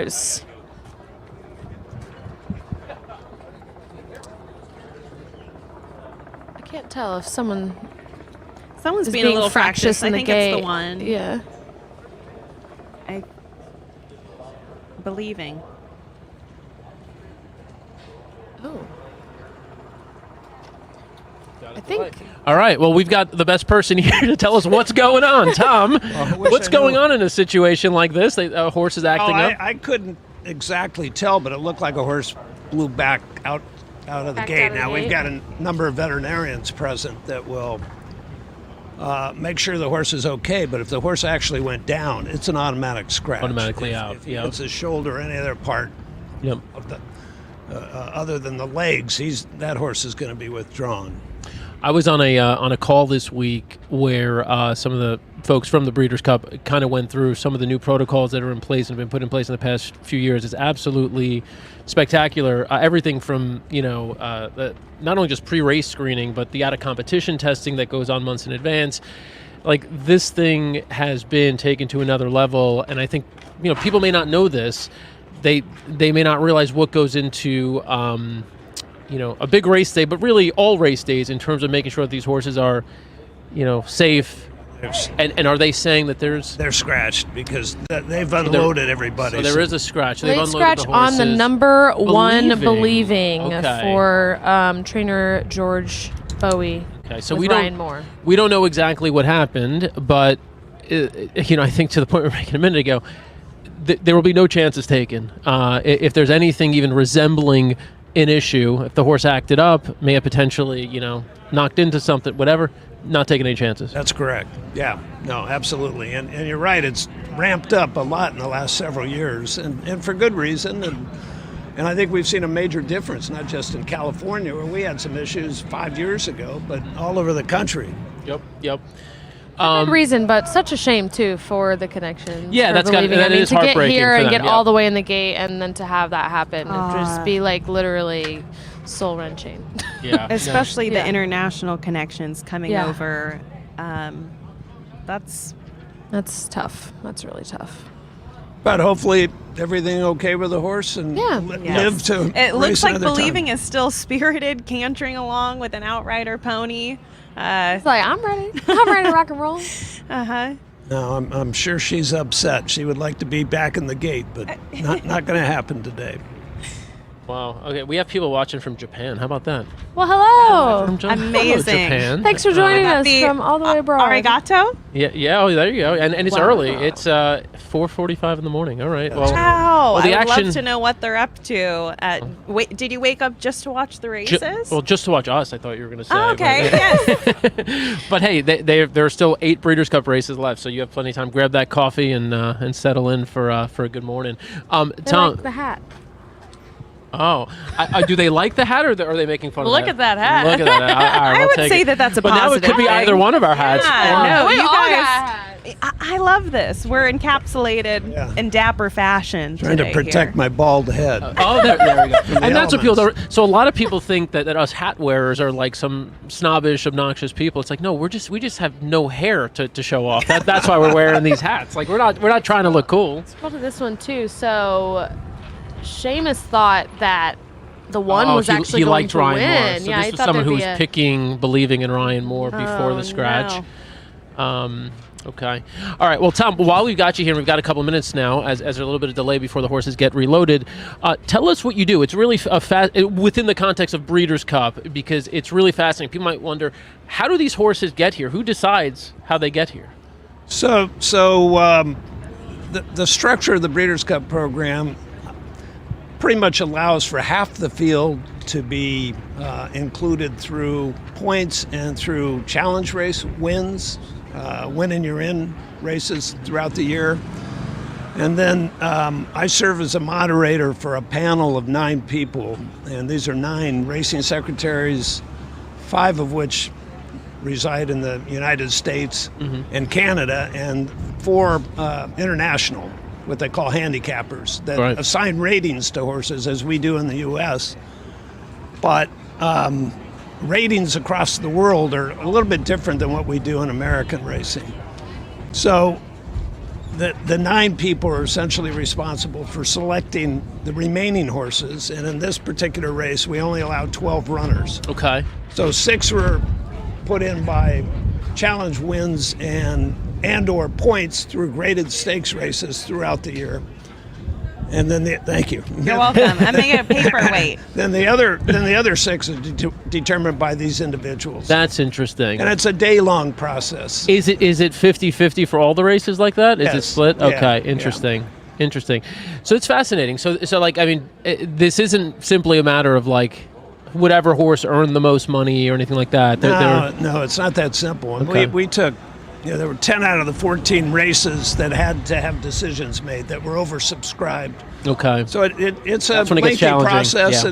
and a lot of discussion, looking at video, especially with the 2-year-old races, because you just don't have that much to go by. Yeah. All right, we're going to talk a little bit more about that right after this race. The horses are just about reloaded, and we're going to kick it over to show announcer Alexa Zepp. Thank you very much. With the call. This could be a 4th career. You know? A 4th career. 4th career. Not a third, She's not not a a second. triple threat. She's a quad shot, baby. Okay, they are almost all back in line for the Breeders' Cup Turf Sprint. Getting a little windy. A little breezy. It is a chilly day for sunny California. What's that now? It's a chilly day for sunny California. Yeah. Okay, last one to load, number 12, Bradsell. And they're off in the Breeders' Cup Turf Sprint. All in line. Out to the quick lead is Cogburn. Our favorite behind him is number 10, Isivungugungi. And on the rail Ooh, look at Bradsell with going. number 5, AG Bullet. Bradsell up next to Cogburn for a contentious lead. Moving up, Big Evs. Big Evs moving up as well. Cogburn really stretching out, though, about 4 lengths in front of the rest of the field. The back of the pack being rounded out by Starlust and Howard Wolowitz as they go through the turn. Cogburn still in a lead. Closing on the far outside is the number 2. I don't know. Maybe the 2 Matorius is making a big move along with the 6 Star of Mystery. Go, hold second. Wins. Yes! Starlust. Oh, did you have that? At 30 to 1. Wait, what number? The 4 Starlust. The 6? Oh, no! Hang on. I was like, what are you talking about? The 4 Starlust wins at 30 to 1 over AG Bullet. Oh, I had AG Bullet too. Oh, no. Don't quote me yet on second place because I don't know. I think what was going on there? What horse? I thought that was the 6 one, Star of Mystery. I was like, is this happening again where you have a long shot that wins that you don't talk about? No, I didn't have that horse. Cogburn had the race. Cogburn had the race that he wanted. I knew they would go too fast. Just went too quick. And look, the 4 was the early trailer in the field. They're exceedingly fast fractions. The 43 and 3 half mile, I'm afraid, cooked the leader, Cogburn. But look at this today. Like, we really are having horses close. Where was I thought that was the 6. The 6 was coming, but not as quick as the 4. Oh, my God. So the 4 is Starlust. Ross Orion. Starlust. Lone Mount. This week, I mean, that horse is just, look at that horse cruising up the rail back there, just doing fine. And let's see. I still am not sure the exact order of finish of the rest of the field. But yeah, your 6 came out just got here. Once again, just way behind. See, Behind horse. Oh, there you go. Got clear there, but too late. Barreling down the lane, and the 2 Matorius, the long shot that I also liked, also my started horse just moving. didn't get clear till too late. So it looks like it came 4. Ooh, 5 or 2, 9. 4 or 5, 2. Ouch. Did Matorius get up for second? What do you guys think? Matorius got second. There you go. All right. Do you have anything Starlust over Matorius over AG Bullet over Star of Mystery. Man. Starlust. Did anybody talk about that horse? No. No. My long shot was Matorius. Oh, didn't I tell you before the race? That horse was nominated for a reason, you guys. Come on. I know. We need the insider details on that one. My top 3 were 2, 5, 6. So. Mine was 2, 6, 9. Well, not in that order, but 5, 6, 2, and it came 4, 2, 5, 6. So if you're watching at home, what happened? Starlust won at 30 to 1. Inquiry all around. Oh my goodness! Oh my gosh! 1, Hold 2, 3, your 4 tickets. Inquiry on everybody. All right, let's try to see and pick apart what happened here. Where did this inquiry come into play? Ooh, the 4. The 4 came out and bumped the 10. Was that the 10? That would actually help me dramatically. The 4 I'd have the bumped the exacta. 10. I'd have this exacta if they moved the 4 down, but I don't know. That's AG Bullet And that he then- ran right into. No, I don't think so. AG Bullet's the only that was gray, the 10. right? I think it was the 10. It was the 10, and then it AG caused Bullet's a on the little bit. outside. It caused a little bit of a domino effect, but not really. I don't know. I would not, as an unofficial steward. You wouldn't want to be a steward right I wouldn't want to be a steward. I also don't think this, from my point of view, warrants any kind of takedown. What do you think? I mean, I'm selfishly. Yeah. like, But put your bet aside. Like, Yeah. really? I think in Europe or Australia or in Asia that's probably not a takedown. Over here, there's a little bit of action. He comes over a lane. What do we think, Tom? Can you weigh in on this? I'd rather not.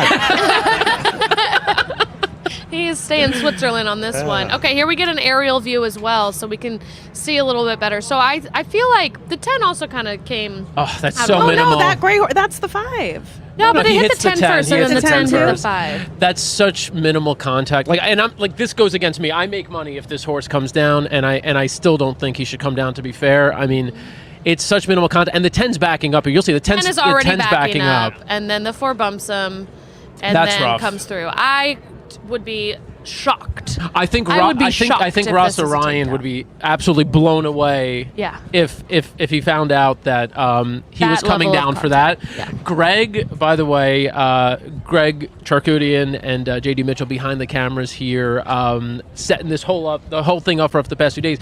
Greg also, because the setup wasn't enough, is now giving us commentary here, and he's whispering in our ear, "This horse is coming down." So Greg, That Starlust is? that Starless, and he thinks the 4 is coming down. I think it would be behind the 10. So I mean, that would take him all the way off of the board. I would be shocked. And do you have anything if Matorius wins? No, because I didn't use AG Bullet. I use the 6 and the 9. I use the 2, 6, and 9 in an Literally, exacta. I have 5, 6, 9. You had the 2, and like I did do a 2, 5, 6, 9 exacta, so I'll have an exacta. But anyway, no, I wouldn't be speaking so aggressively against this takedown if I had a real bet. I would imagine so. Yeah, this is going to take a couple of minutes. I would imagine. We'll Tom, monitor it for you. I would say no change. You think no change? All right. If it's wrong, I have to work with the stewards every day. So. Oh my God, it'll be interesting. It'll be interesting to see what they do here. Tom, so this year in particular, describe some of the, I don't know, maybe some of the challenges specific to this year and kind of some of the things you're proudest of in terms of how the fields came together this year. Well, very proud about how the races came together. Had a lot of record pre-entry, record international participation, and last year the record for the Japanese participation, that was a record year at 8, and this year we're at 19. So they have filled a very nice void in a lot of dirt races where we do need more starters. So they've also made the mystery of handicapping these races a lot harder. Yeah, no question. Which is good. I mean, I think that's a good thing at the end of the day, right? I mean, it's more challenging, and it probably generates more interest in the wagering too. So yeah, no, it's been good. I mean, the races are challenging. As I said, the 2-year-olds are always tough. Just because there's so little information, and they can change from race to race early in their career, as opposed to trying to figure out ratings and figures on older horses that are pre-entered. They just announced no change. All right, no change. Tom was right. Greg was wrong. Greg was wrong. Zip it, Greg. So start another huge paying race with a 30-1 over Matorius. I think went off around 12-1 over a 9-1 over a 7-1 over the favorites. So that superfecta is going to be wild. Yeah, I mean the exacta is going to pay well. The trifecta is going to pay well. Everything. Incredible. All right, and Tom, we're doing this again next year here. Anything you learned this year that we might play into the way things are done next year, or is it kind of just sort of a fluid thing? It's fluid. I work for Breeders Cup as well, so I wear multiple hats. So taking a lot of notes and things. It's nice to return again 1 year. We were last year in 2021, and prior to that 2017. So a lot of things sort of get lost in the shuffle. You forget about, but. Hopefully we get as much participation next year as we did this year. Awesome. Continues to grow. Last question I'll ask you before we let you go, and that's just we have a lot of people who are watching who are, kind of learning the game, new to it. What would you want them to take away from Breeders' Cup in terms of, an experience, like what it means, the significance, that sort of thing, as someone who's so intimately involved with it? Well, you can't find a better 2 days of racing. I mean, we all love the Kentucky Derby, and quite honestly, Churchill's done a great job in supporting that race, the last decade or so. But day in and day out, these 2 days of racing are spectacular, and there's thrilling performances, international. It's got all of the ingredients you want: full fields, contentious races, and hopefully safe racing, which is our number one goal here. So, and we're doing our best. Absolutely. Well, go ahead. Thank you, Tom. Okay. I feel like what a wild race. I feel like I need a little a breather. I gotta regroup myself. I need a drink. You want to get a drink to get some more steps in? Well, I'm about to disappear from this set again. Oh, you got to. But I will reappear cool. with another present. All right, as Tom and Rachel head off, tag in this guy, because this guy, we've made him wait long enough. And that is a massive beer. That is a. I know it's only a 24-ounce beer, but it looks like about a 75-ounce beer. All right, we're going to bring him in. And this would be a good time to remind you, of course, that just this weekend, our friends at Old Smoke are running a special promotion for 15% off. Thank you, Tom. Tom, don't miss the Old Smoke promotion. OldSmokeClothing.com. Just this weekend, 15% off. All right. Use promo code ABR15 Old Smoke, ABR15 Old Smoke.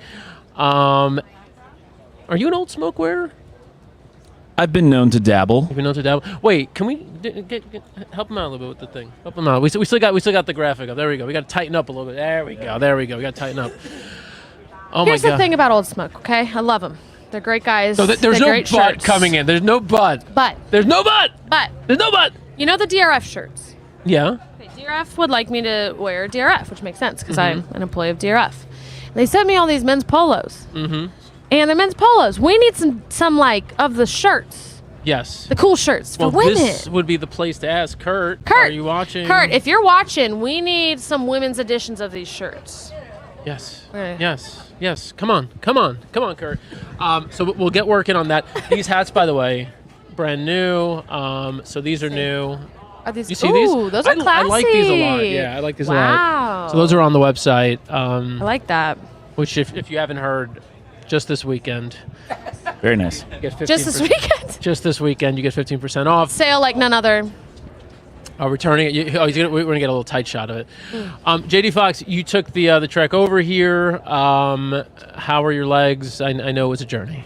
Oh, it's a journey, but it's worth it to hang out with you guys. I had a whole plan. I mean, first and foremost, Dan always says, bring a drink, and he never specifies, does that mean I need to bring a drink for everybody? Do I bring my own drink? Okay, first and foremost. So you brought enough that you could share, actually. I mean, yeah, in theory. That's a big drink. Yeah. Is that 80 ounces? How big is that? How many ounces? It's 24 It's 24 ounces. 80 ounces? Jesus. And then I had a great plan, like, hey, I'm going to be alive to these doubles and pick threes, where I picked all but Torpedo Anna. But, yeah, I did not obviously have Starlust. Torpedo Anna? From a wagering perspective.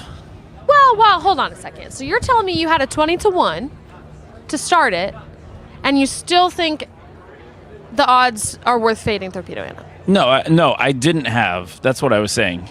No, but you had the first one, right? You had the 8? Or you haven't had anything? I haven't had anything. No. So I started them in the last race. I started them in the last race, and the 4 dashed all hopes. Oh, yeah. That was... I don't think anybody... I want to look back, take just a glance back at my notes on the 4, because that was did you... quite the surprise. I said toss. Who were we tossing? I was looking back at the Starlist on what I had said. I said toss. Yeah. Hasn't a cut below the rest. Hasn't been unable to win against graded companies. So I was just totally off. Let's read my notes. Yeah. 3rd in the juvenile turf sprint last year. Yeah. Not in great recent form. Did finish 3rd in the Grade 1 Nunthorpe behind Believing and Bradsell. Yeah. Jockey dropped the reins there. Ooh. Last out, had excuses, badly hampered. Has been better over softer ground, though. Maybe if it rains? Question mark. Ooh. Those are my notes. It didn't rain. It did not rain. But that's still enough of like a bad trip thing that maybe it could have considered it as a I could have thrown the horse in. Look, but, I was fairly confident in my 2 horses, and AG Bullet, this is now 2 races in a row. I was high on 1 Magic Filly, but my second choice was the 18-1 shot who won. Yeah. And then this last race, I was high on the 6 horse, but my second long shot was AG Bullet. Both races, I didn't put bets in on those horses who were kind of like my second. But those days happen, right? Like, you got to go with the horse you're most confident in.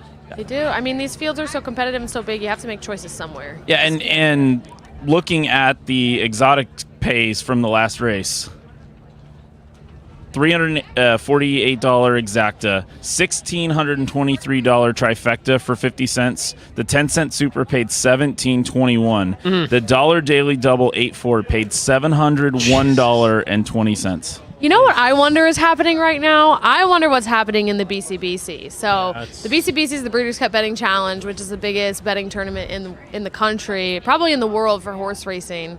And I bet somebody hit one of these races. I mean, what did the double pay? $1,400. He said $700 for a dollar. So I'm going to see, just for kicks, if I can pull up this Breeders' Cup Betting Challenge leaderboard, and maybe we can get a glimpse into what's going on over there. As Alexa does that, they have just posted the sort of first look at some of the odds here for the Breeders' Cup Distaff. In the Breeders' Cup Distaff, Torpedo Anna, who is going to be the champion 3-year-old horse this year, She is currently 1-5. She is 1-5, heavy favorite. A couple of the other horses taking money. Who's the 6? Who's 6 at 5-1? I'm trying to find two 6s. I don't have it right in front of me. But the 6 is 5-1. What's his Raging Sea. Raging Sea. Raging Sea? Yep. The horse that I like in this race is the one Alice Verite. I'm going to show a replay in a little bit. 4. 4. What did I say 1? The one is Candy. 25-1. Okay, I like that. Some serious odds there. I like that. Did we have sound for Alice Verite? No, right? No sound for that race. All right, let's just do this. Torpedo Anna, we're taking a look back at Torpedo Anna's last race, the Cotillion. So a lot of people were like, what is this race? Like, this is Torpedo Anna. She should blow this field away, and you could watch how the race unfolds. She doesn't blow the field away. Good, bad, doesn't matter. What do you guys think? Is she still just too good? Do you have any concerns based on this? I think I'm just. She looks like she's got something good, and I'm just waiting for it to come out. Alexa. I think she's exceptional. I don't think they were trying to use all of her in this race. Okay. I mean, why would you before this? By the way, we could. Actually, are you ready? Are you ready? Ed, are you ready? You ready to rock and roll? All right, just come in. We'll do the 4 of us. Dude, we really dropped the ball in the drinks here. Like, we've literally got nothing. We got water if you need that. Got water. All right. Dan can't believe that the liquor store wasn't open at 8 a.m. What's going on? I bought a 12-pack of White Claw yesterday at 8 a.m. You would think with the West Coast and football being so big that places would open so people could get their packaged goods. What's up with that? In case anyone watching is not on Twitter, where this man reigns, this is Ed DeRosa from It's Horse possible Racing they Nation. are, and they've blocked me as well. So You probably haven't seen him in 3 years, but here he is. Call He's me, back. little call me. He's back. Ed, they were first of all, I don't know if JD, you being bashful. I mean, like, you didn't want to say anything about Torpedo Anna. Like, I don't know. Like, were you holding back? Were you just letting Alexa go? Well, yeah, I was letting Alexa go because she seemed to, have a lot of thoughts, and she was trying to formulate them. I But just love her. Yeah. I am still so. I can feel it when the Travers, where we showed it earlier on the broadcast, where she just missed against the boys, and I do think she deserves these odds. I think she's something special. Okay. I know it's Breeders' Cup and crazy things happen and prices come in, but especially with all these scratches, I mean, I think the race is for second. Okay, and I think that's what the betting public is with you. How about you guys? she's not on an island at 1-5. Yeah. What do you? And I think really, really cool horse. A lot of my heart into it, but I'm not betting with my heart. I have to have some sort of return on investment, and it's really tough to scratch out a way where Torpedo Anna wins, and I'm going to be able to cash well for this portion of the card. Okay, Ed? Sure. Yeah, I mean, it's tough for me because after the Spinster, I was really excited about Idiomatic. Like, how do they beat this horse? Can't wait to... She's going to be second choice, Torpedo Anna. And then she came out. It's like, all right, awesome result, undefeated. Japan, wild card, going to get a good price on her because Torpedo Anna's going to be a favorite. Then she came out. But I will say...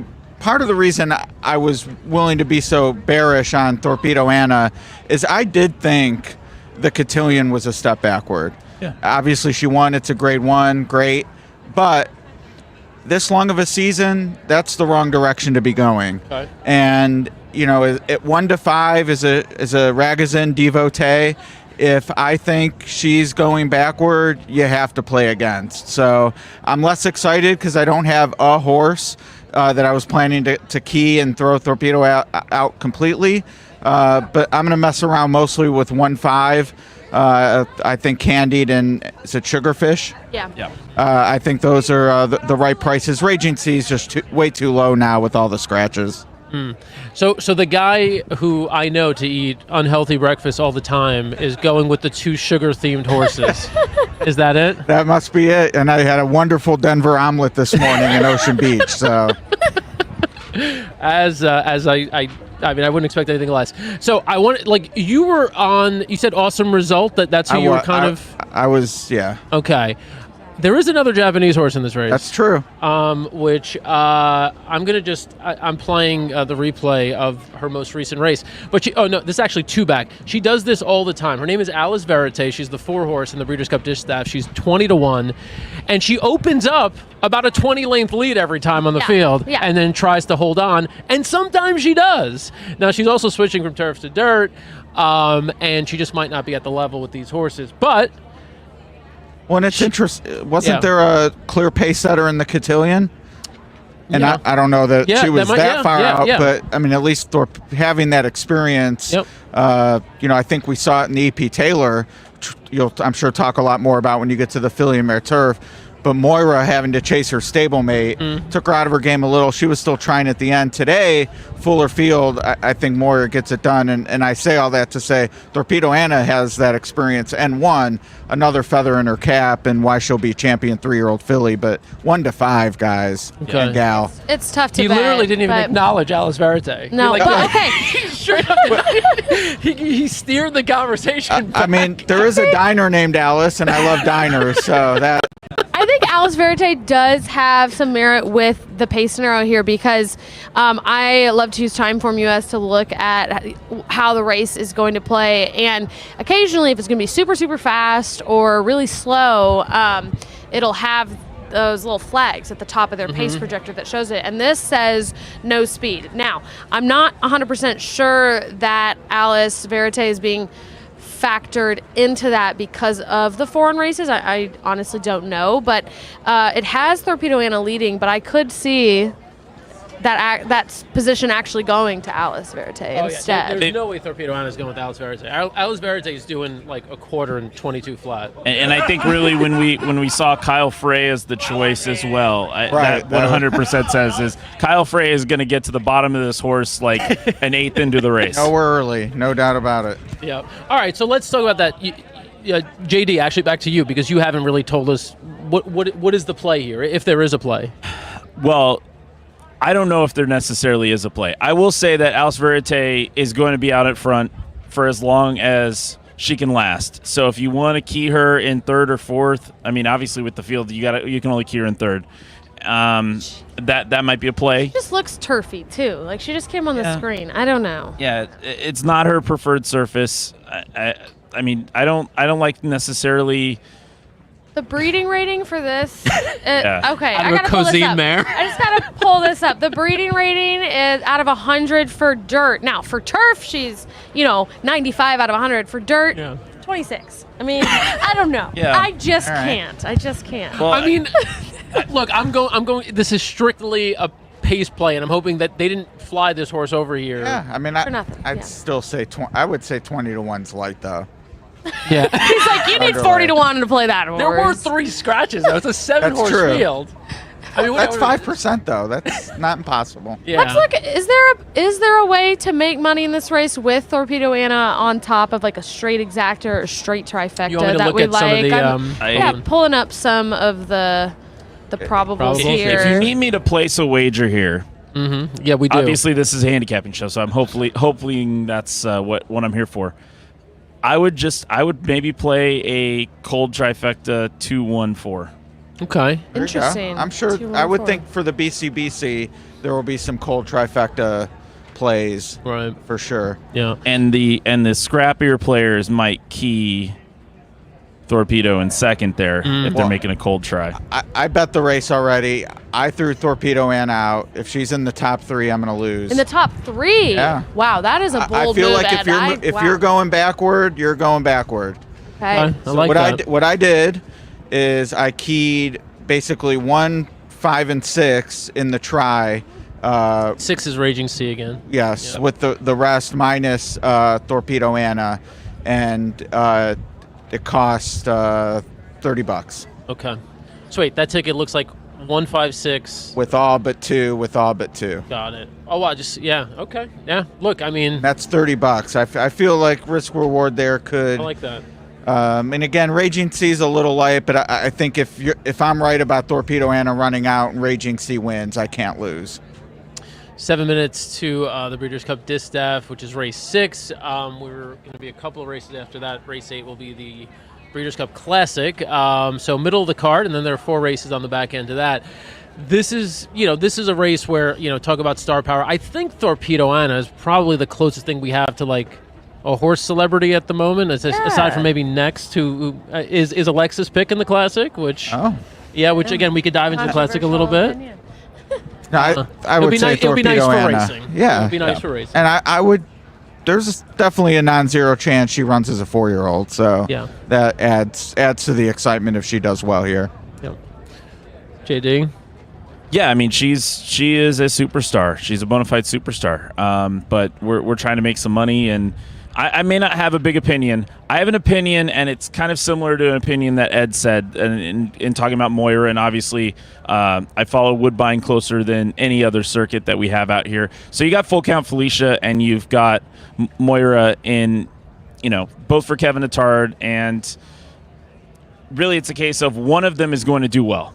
Either no one... Maybe both of them will do well. I think really it's a case of no one goes with... I mean, maybe Didia goes with Full Count Felicia, but if Full Count Felicia gets up front, we've seen it multiple times at Woodbine, Dan, and then we always scratch our heads like, why didn't we just make this easy and put Full Count Felicia up front? She can go on with it. She can go on with it. Yeah. And, if she gets pressure or she goes on with it too fast, obviously that sets up for the Queen Moira. So I like both those horses. But I also don't think that both of them can do well. It's either going to be Full Count Felicia on the front end, or Full Count Felicia is going to back up and Moira is going to take it. So I do like the Woodbine horses there, but I'm not picking them to go 1-2 by any means. Question from the audience here: where is Heather? Heather is coming. Heather's coming. Heather is coming. Heather's ready coming. for jokes. We are ready for jokes. We may be crying at the end of this race. And one thing. We talked about how to make money in this race. I will say, we have rolling doubles, Breeders' Cup Day. I don't like the short prices in the turf either. I'm trying to sneak a peek at the doubles if they come up, but I could see where if I did want to play Torpedo Anna, I like Grand Sonata in the turf, 20-1 morning line. So that would be like, okay, how can I make something happen at 2-5 and not be mad she beat me? That that could be it. It's just kind of an action play. Grand Sonata? 7. So yeah, what did you? It's I'm seeing 100. 100 for 2. That says 2.55 for 2.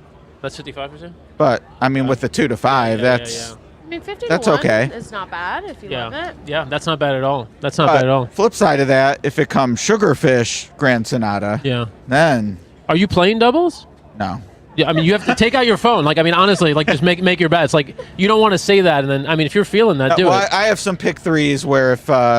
He's got some secret coverage. We're good. He's got other coverage. All right. But no, I mean, Torpedo Anna, I just wanted to take my stand against. I wish one of the horses I was excited about had stuck around, but I still think there's a play in just saying if you think the Cotillion was a step back, being against her at 1-2 makes sense. I'm going to step back from betting this race and just be a fan and fangirl over Torpedo Anna and just enjoy watching her run because I really like her. And you got to do that sometimes, right? That's cool. You have to pick your opinions, bet the races you really like, and... Well, if I like Alice Verite here... Yeah. What are you betting on a... Let's just say I'm betting on a $50 budget, or $100 budget. What am I doing with Alice Verite if I'm really confident that Alice Verite is finishing no worse than second? Then do you like Torpedo Anna who would beat her? I personally do. Yeah, I think if she loses, she loses to Torpedo Anna. Okay, it's paying 18-1 for the exacta. That's pretty decent. So that's the odds you would get to win. And I'm normally not a place guy, but because if Torpedo Anna runs out, that place payout will be much bigger than usual. Maybe a little win place action. I'd box an exacta. I think me and Ed are on the same page here. Place? If maybe just place. I was gonna say win place and then 2-4 cold exacta. Okay. And a 4-2. Do not do a 4-2 if you really like the 4. I mean, come on now. Your caveat was that your horse finishes no worse than second. Yes. So, given I haven't looked at the pools, but a heavy place bet. This is a rare opportunity where I might be able to be okay with you placing a place or show wager, Dan. Okay. Normally that's persona non grata for me. I don't feel as confident as you do that Torpedo's gonna run out entirely. Like I don't think she finishes worse than third. Certainly, I think maybe she finishes third if everything goes wrong. I mean, there's only 7 in here. So. Yeah, I mean, I think to me, worst case scenario is that she just Alice Verite. Frey can I slow would it say down. though, if she's done, Brian's not going to be riding her hard to be third. Yeah. That's true. That's a good point. That's a really good point. Yep. Go ahead. I mean, she might take control of the race on the turn for home up 4, and just listen to the crowd. And she puts on a show. Okay, looking at the place pools, do not place a place wager. Don't. They're not. Everyone's on. There's almost as much money for the 6 in the place pool as there is on the 2. Well, that would be a case where you would. I could almost say if you really want to bet Torpedo Anna, better to place, because you're getting. What is that? $280 to win. Are you playing in the BCBC, by the way? No. Have you ever wondered if you could just do a show parlay with the entire bankroll? I have wondered that. I've wondered that too. It's like the one day a year I feel like with the pools you could just show parlay every single race, all in, all in, all in. That's the sound of somebody who plays in way too many contests. I know.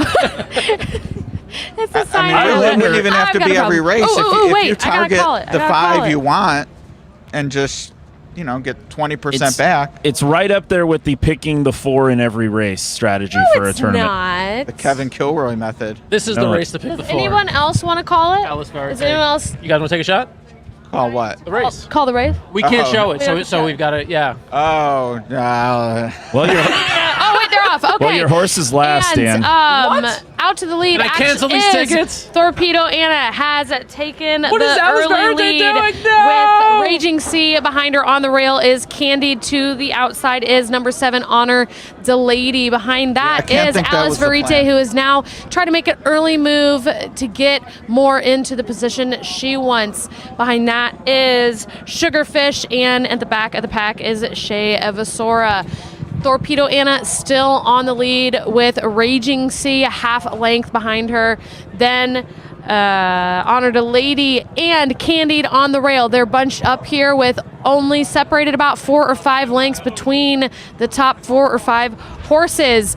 But Shea Evasora is pretty far back. Torpedo Anna is still on the lead on almost 48 flat. They're not going too terribly no pressure quick. either. No pressure whatsoever. Raging Sea pressing on the outside, though. Torpedo Anna is getting a little pressure from Raging Sea. Back to Honor Delady, Candied. No one has really changed positions here. They're all running in line, and Alice Verite is still in 5th. Looks to be trying to make a little bit of a move, but Torpedo Anna is getting exactly what she wants here. An easy race so far.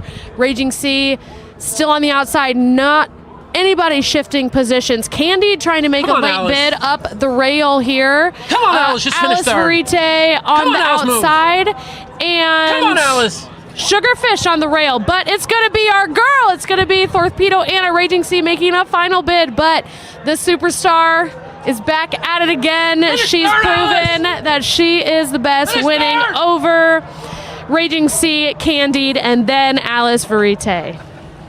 Sorry, Dan. Ay, ay, ay. Alice Verite, not a close. Yeah, oh, yeah, Torpedo Anna won. Woo! You got it as a... It's my girl. Yeah. I love it. I love when we get a horse that we can just fan over.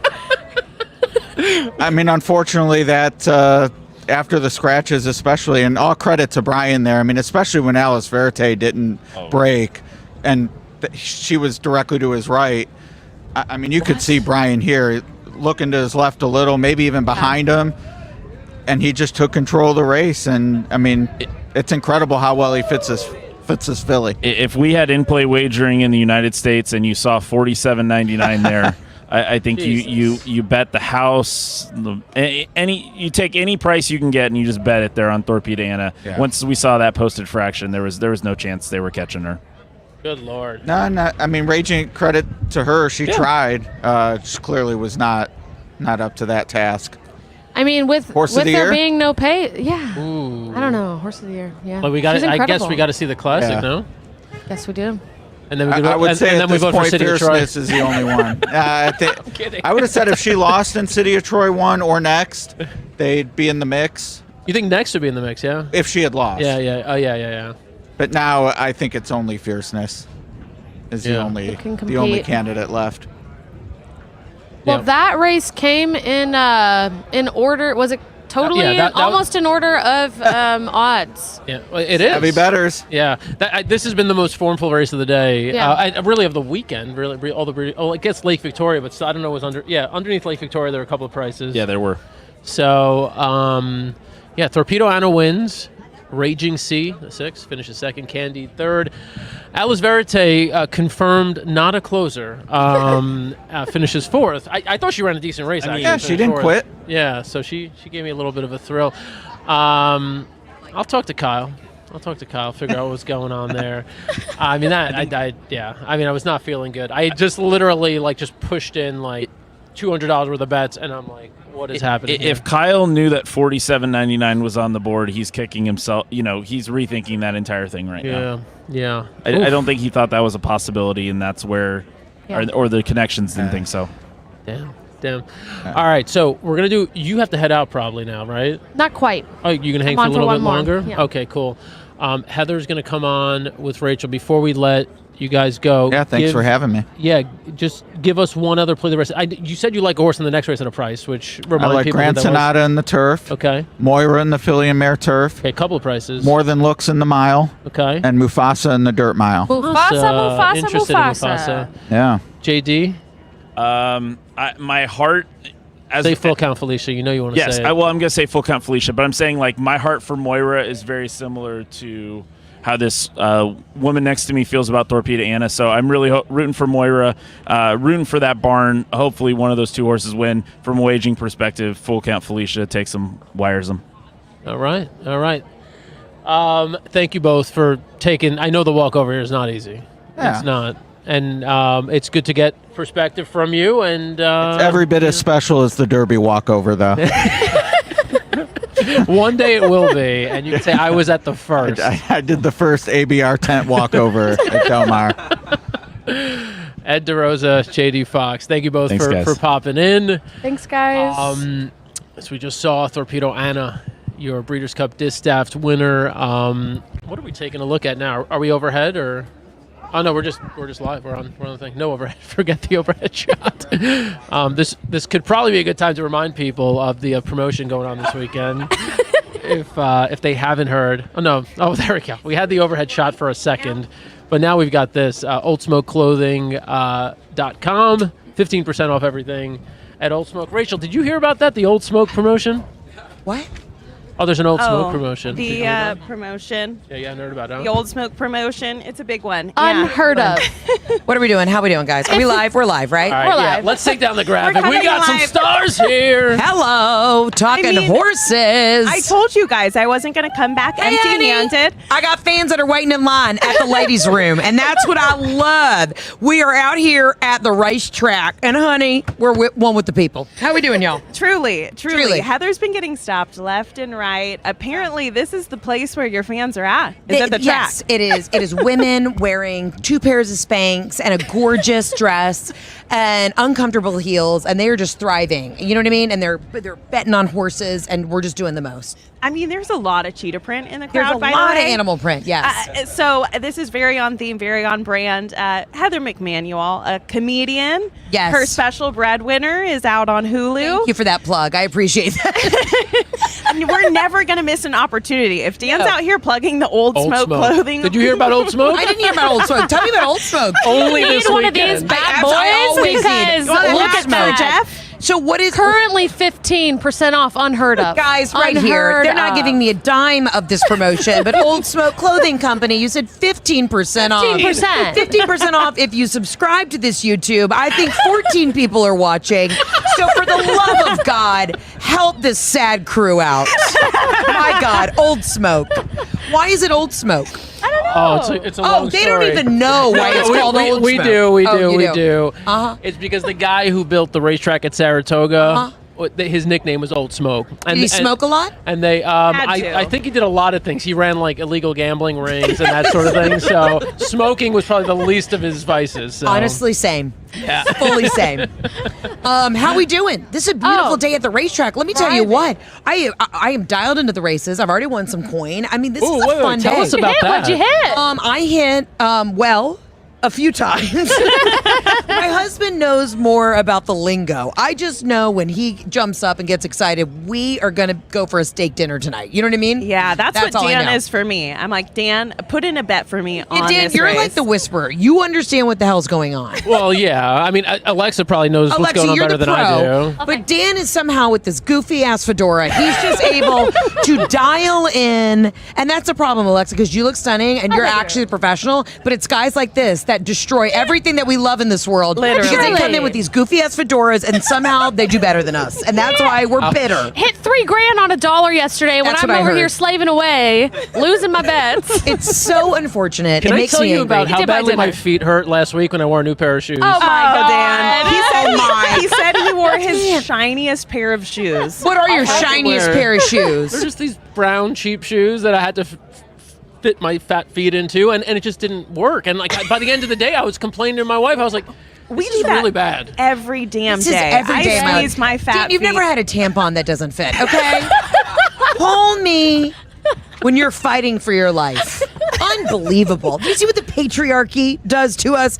Anyways, how are we feeling about the horse races today? I've had one glass of wine and I'm on fire today. Okay. Do you remember what the horse that you hit money with was called? Which horse was it? It was number 9. That's Number all I 9. remember. Okay. Jeff knows. Let me text him. Yeah. No, don't worry. Okay. All right. Yeah, Great. we're good. Great. All right. Well, why don't we win some? I mean, Alexa, do you want to set this race up because she's going to go back and make some bets after this? The Set next it up. race is race 7, the Breeders Cup Turf, and so let's make some money here. It is race 7, the Breeders Cup Turf.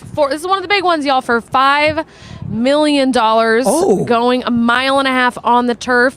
Some tidbits for our handicappers out there. The average winning buyer of this race is 107.9, so almost a 108, which is blazing quick. This is one of the originals from 1984. And let's see. Who do we like here? This is the Euro race. Yeah, This American is the one horses don't win this race. So the Europeans, they bring their horses here. They dominate this race. Because that's what we they won do. the war, so that's all that matters. No, but for real. Yeah. So, okay, when we say Europe, I mean, listen, I'll always root for an Italian stallion. Are we talking Italy? Are we Italians. talking no Italians? We're English, Irish Oh mostly. God, Irish. that's basically like the mix of all of Couple us. French, Yeah, a couple the French. Irish. French, okay. Ooh la la. Couple French. Couple French. We had the jockey for JRB on yesterday, and we the know 5-horse. That's the 5-horse was also one of the top picks of another one of our guests today. But this one does have a very interesting favorite to mention, the number 11 Rebels Romance, who is Rebels Romance. Rebels good name. Romance. Rebels Romance. Great name. It's all about the branding. Okay. Oh, here we go. There we Emily go. Upjohn. Some of these I can't. I don't know. Okay. I don't know. There was a name in one of the previous races that I could not figure out what the hell it meant. Oh. Hold on. Do you remember what it was? Yeah. Oh, Yep, hold on. is Vangu Vangu? Yes, Vangu Vangu. Yeah, it's Vangu Vangu. None of us what is know the what that history? means. No, that we one we don't don't know. know about. Okay. That The one. owners are just Hang on, I complicated. looked it up. Oh, you guys, do? Because I'm not a handicapper. I come in with the vibes. And is Vangu Vangu is a Zulu word that means Oh. storm or turmoil. It can Oh. refer to a literal storm as well as a chaotic or turbulent situation. So there you basically, go. my marriage. We'd love to hear it. Yeah, after watching Breadwinner, you'll understand. Yeah, Okay. I think that horse finished last too. Was so that I is don't know that if that's a a Japanese horse? No, I thought he was like, I don't know, based in Australia maybe. I don't know. Because the I other didn't know horse that I know it was I- Motion's horse, but I don't know where he's based. Well, back to Rebels Romance for just a moment. Yes, please. Let's stay on track, for the love of God. Won this race in 2022 convincingly, closing 10 lengths, and then had like a total bummer of a 5-year-old year. Clipped heels, jockey fell off, needed some breaks, just not great, and then came back this year as a 6-year-old, just looking awesome, better than ever, has won 5 out of last 6 races, most graded races in. Horse is jet setting, okay? Germany, Hong Kong, Dubai, Qatar, Great Britain. I mean, this is all around the world. So this is incredible if he can come over and win here again. Has won over $9 million in his lifetime. So Wow. Rebels Romance is definitely a formidable favorite in here. However, it is a long turf race, so it's a mile and a half. It's a mile and a half. On most the turf. races are a mile. No, they all vary. So Okay. horses usually tend to have like a specialty distance, and we kind of split it into sprints and routes. Yeah. And sprints are less than a mile, and routes are a mile or more. Great. But they go in horse racing because we just like to be difficult. You know, we don't use normal distances. We use furlongs. Yes. Because that makes sense. And I gotta be honest with you, I never did well in math. We're really on the SATs in general. So I just know when they get out that gate, I just feel it. I feel it in my loins. They're And then going. usually I realize I had put money on the wrong horse. Wait, no, we were together. We were together for a big hit there at Saratoga. How about that? Crushed Saratoga. We crushed Saratoga. But you know, you have a feeling. I don't know what kind of voodoo you're into, but you get a look behind your eyes when you're flipping through this catalog and you just know what you're talking about. You know what's funny? What? Like Lindsay Zarniak. Have you met Lindsay? Do you know her? Yeah. Yeah. She tells me the same thing. She's like, I don't know what it is about you. She's like, it's kind of like I sort of underestimate you all the time. Then you just kind of pull something out. Yeah, we were talking about that. We said this guy is an absolute scammer. And then next thing you know, I've won $3,000. So, you know, it's kind of like we know you're kind. We like it. Well, before I give you my, my suspect pick in this race, give me some of your impressions here of Del Mar and the Breeders' Cup. Let me tell you what, Del Mar's incredible because we're in Southern California, right? It's beautiful, it's breezy, it's sunny, the vibe is rich. It's good California folk. You know what I mean? I love it. Yeah. A lot of international folk here too because this is a big international race. Probably one of my favorites. I mean, Saratoga was a blast. Don't get me wrong, that was a ton of fun. But this is nice. This is real nice. I feel the ocean breeze. It's real nice. It's a good way to spend the day. And I mean, of all of the sporting events, I don't know what Jeff tries to drag you along and do. I just want to say to all the Penn State fans out there, I'm sorry, but my husband is insufferable this afternoon, but he is so happy that he's at the horse race because that's what turned him around. You know what I mean? Penn State may have lost, but we are back up because our horses are winning. I saw him watching it on his phone. Yeah, it's embarrassing. I'm sorry. It's highly unprofessional. And I told him, I said, we're here for one thing, Jeff. And he's like, the game's almost over. Oh, just you wait until Heather, by the way, owns a thoroughbred racehorse that she aptly named. Thank you for finally letting everyone know. If you want to let them know what the name is. The name of my horse is Absolutely Hot. Because obviously I am the mother. And, I have a podcast called Absolutely Not. And then Hot was in the lineage of the parents' name. So we went with Absolutely Hot. No, period. Hard stop. And this horse is a 2-year-old. 2-year-old, little babe. And he's been developing, growing up. And he's being trained by Dale Romans, who you got to meet in his Dale is vibe. Just a vibe. That's all. That's the only way to describe Dale is like absolute vibes with a Z. Yeah. And his wife Tammy, we love them. Tammy! Let's not forget Tammy. She's a character. I love her. So your horse is hopefully going to debut at the end of this month. So I can only imagine when your own personal sports team starts running, the way that Jeff is going to react and act. I mean, Alex Rossi, who professional athlete, explains it himself as like, I don't get stressed when I'm going in to play a game. Yeah. But as soon as like my horse has something to do, oh my gosh. Nothing like it. You're going to He freak said out. he said he You're got gonna more lose your damn nervous mind. watching his horse get ready to run than he does getting in the car to race, which is crazy. I get that, though, because I know when I'm about to step on stage, even if it's in front of like 6,000 people, I know that I'm in control of the situation. I'm not in control of this situation. You know what I mean? You got to hope that your horse is ready to go. I know that I've had about 17 chicken tenders and 2 bottles of white wine, and I've done 0 warm-up, vocal warm-up, physical warm-up. There's no stretching. I get out and I let it rip. But these horses, you got to hope that they came prepared, you know? It's an unpredictable game, but that's part of the fun of it. That's it'll why be we love very it. fun to follow his journey and see how Jeff reacts along the way to those races. To make it to the first race. I don't think we're going to make it to the first race, but let me tell you what, I'm going to be there in spirit. Hopefully we can make it. I don't know. You'll get videos. If it's on and all the Thanksgiving, rest if of it's it. on actual Thanksgiving, I would be there on Thanksgiving Day. But here's the thing, I don't give a whatever about Thanksgiving. I might be having extensive dental surgery because I've got a rotting crown in the back. I'm kidding. No, I don't know. This is just the first news I've heard about this. So we will make sure that we're there if we can be there. This race? In like a week. It's literally in a week. Yeah. Actually, it's the next race. So he's one of the European horses. Okay. Great. Just shipped in, especially for this. Can I tell you just out the gate gut on this? I'm going the Argentinian horse, number 9, El Encinal. Okay. Or I'm going Rebels Romance, the Irish horse. Okay. Yeah. We like what do y'all Irish think? horse. Am I right? Am I wrong?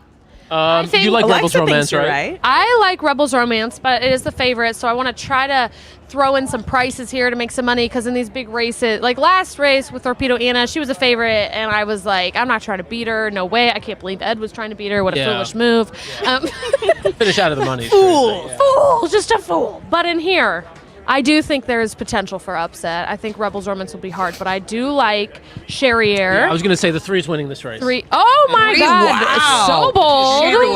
Charriere. Japanese. Now, Dan, Japanese contingent has not shown up yet. Hasn't been a great start. Has not been a great start. They have not won a race here at Breeders' Cup. So why do you think this one is going to be the one to do it? The horse just had excuses, was 3rd in this race last year, had traffic to navigate through, taken a similar path back. I just think this horse is super classy and always shows up, and I just think she's going to get a nice setup. Like she's in a great post. She's going to stay near the rail, and she's going to make a move late.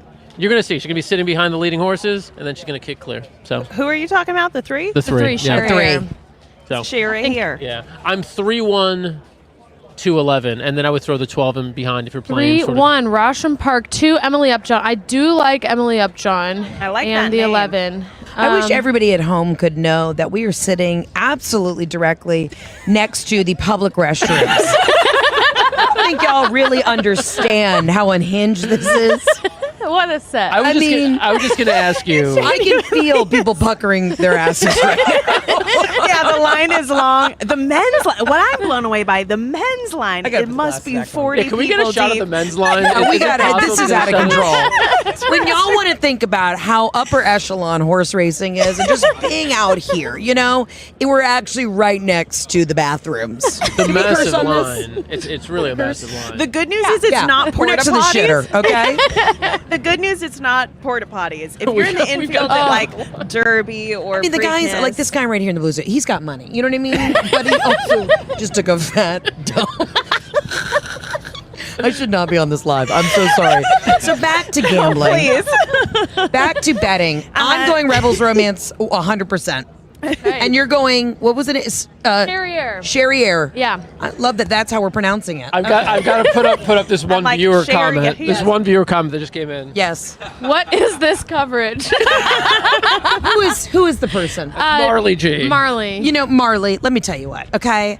My name's Heather McMahon, and I have a new comedy special on Hulu called Breadwinner. And I happen to be a breadwinner and a horse owner. So that's why. I'm sorry, that camera. Marley, cut the attitude and just know I am fighting for my life. I've had 3 glasses of red wine. It's not even 2:00 yet, okay? And I am putting money that I probably shouldn't be putting money down on horses, okay? All right, That's where I'm at. now read this comment. Oh, what is this? This coverage is amazing is what says Thank William. you. Thanks, William. Hey, William, in a couple minutes, I will show you my boobs. So there you go, William. Just for you, Big Daddy. Oh, Come on. This is supposed to be fun. it is. Also, I love Cabo Spirit. I don't know why. Number 8, Cabo Spirit. Hey, you want to talk about dumping your chest out? That's Cabo Spirit. That's right Cabo there. Spirit. And if you haven't been to Cabo, downtown, at the Boom Boom Room with your boobs out, then you've never been to Cabo. Okay? So, Mango Deck. can I ask real quick? God. It's a $5 million guarantee. All right. So how does that work? Yeah, as the races get later on in the day, the money is going up, right? Yes. Actually, the feature is the Classic, and usually it's the last, but they've put it smack dab in the middle of the race card this year, so it's the 8th, it's next race, and that one's $7 million. Oh. And yeah, so these are, I think, the 2 biggest purses, right? The 5 and 7, and all the others are 1 or 2 million. Okay. Just chump change. Chump change. So $5 million, and not 100% of that goes to the owner. It kind of is you gotta- divvied up, breaks it down. But that's still a massive payday. It's and that's 52% to the winner. By the way, I will say, as someone monitoring viewership, our viewership has steadily spiked upward since you made that promise. So thank you, Heather. For what was his name? William, Mike, John, Scott, any of y'all. Here you go. Okay. I am so selfless. What I give to my audience is unbelievable. And it is.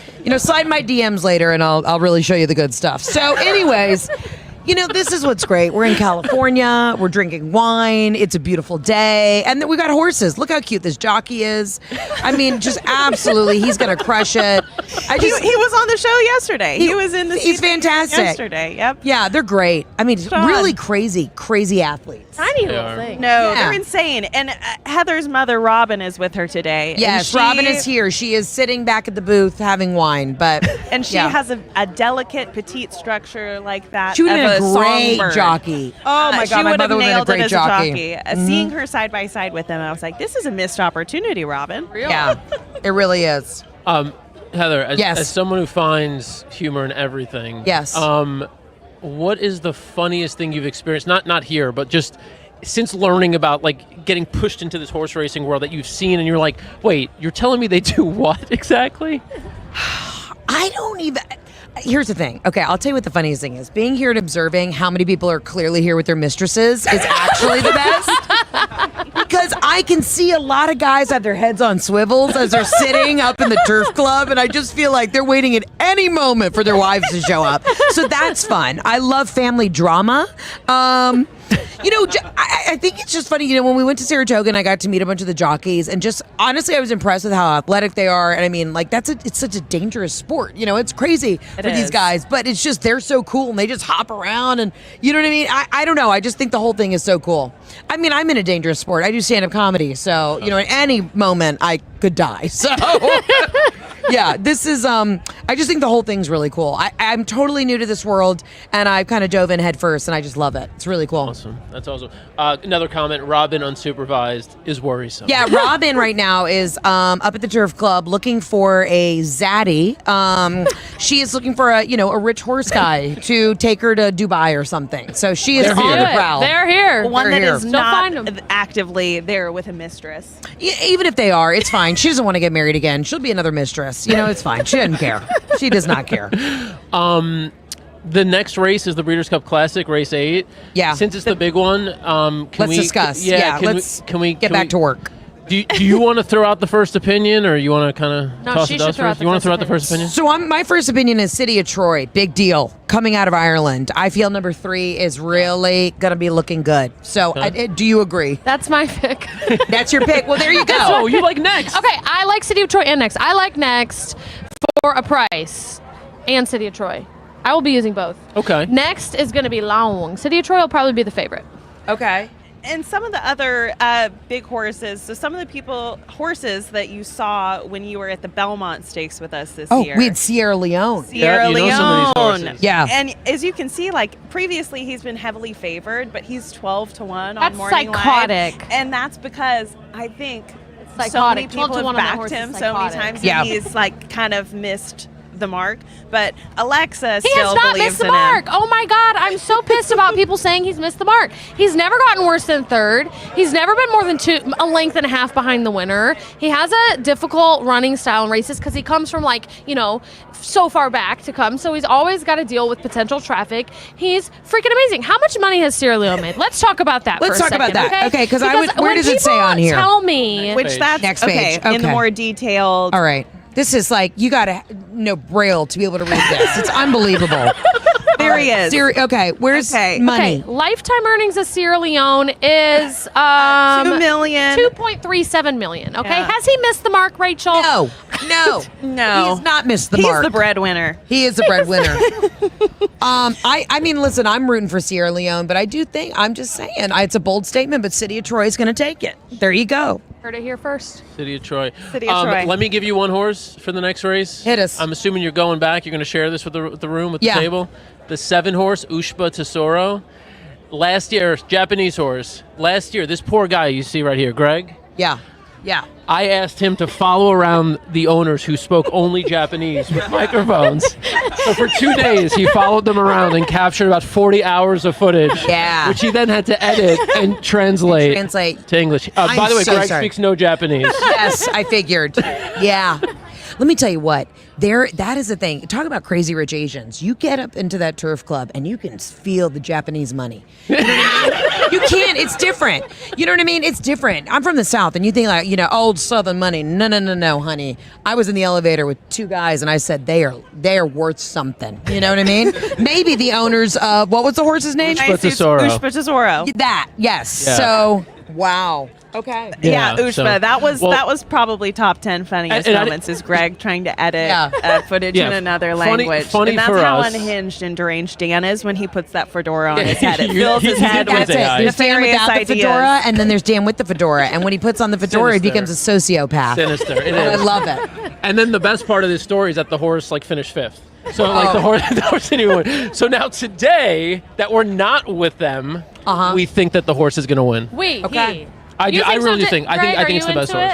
Greg's Greg's going to back it. I ain't behind it. All right. So am I putting more money? So what are we saying? Like 7? Bet the exacta. If you like City of Troy, bet the exacta with Ushpa Tesoro and then her horse. And what do you say? City of Troy. But include next. Include next? 14. Hidden on the back of the Sorry, page. the Gucci's in the way. Next. This horse will be super long shot. I think we'll get way more than 8-1 on next. But next, people... Roberto, I know you don't like Next. Nobody likes Next, but I love Next, okay? This horse, Heather, I want to tell you a little bit about it. When I've been introduced to Roberto, because he's very handsome. Hey. No, I think that 3-piece Roberto- suit. He's got a Come on Gucci in. belt Come on on. in. He's got a cigar. Is he single? Oh, no, he's got a wedding ring. Well, so do I. Here, But I'll what did I get tell out. you? Roberto, come in. I'll get out. Yeah, wow. Oh my Very gosh. handsome. Very handsome. This is Roberto Rodriguez from DRF en Español. Oh, hello. How are you? Hola, ¿cómo We're estás? sat between them, and I feel bien. like ¿Y we're tú? interacting. Muy bien. ¿Y tú? Muy bien. Mi español es muy malo. Muy malo. Lo El de siento. Alexa es muy bueno. Oh, gracias. Gracias. Wow. ¿Qué tal el tuyo, Reggie? Grazie. Gracias. More Italian. Yeah. How we doing? How we doing? How we doing? Wonderful. Yeah, It's Breeders great. Cup weekend. Yeah, it really is. We're tearing it up. We're having a great time. Can't get any better. Okay, so I was telling her about Next. Oh, Which here I- we go. Okay, why are you upset about Next? Why do you This hate I so mean, much?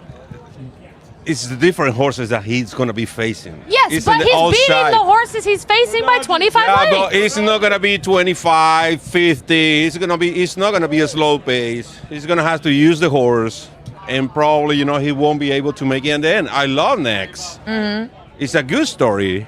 I would love to see him winning, but to me, probably it's not going to happen. Which, for anyone that's tuning in, the race Hey, we that live we're in a free talking country. about is- Remember that, okay?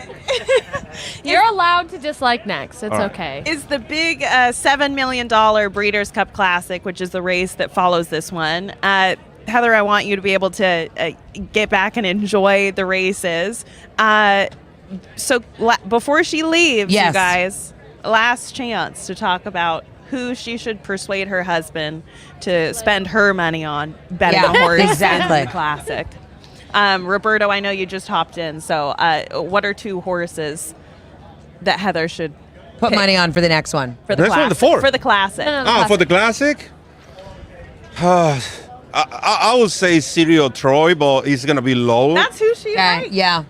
There's a consensus I there. can lead out my boy Sierra Leone. I mean, I know people are knocking that horse, but I think he's going to show up today. We'll see. Okay. You were actually perfectly in alignment. We then. were in alignment. Those are the 2 horses, and Roberto wasn't even here to eavesdrop on any of that. You and try weren't. and, You just rolled up in your 3-piece It's just suit because and just had that it's all sexy, about the sunglasses. that It's all about the sexy sunglasses. energy.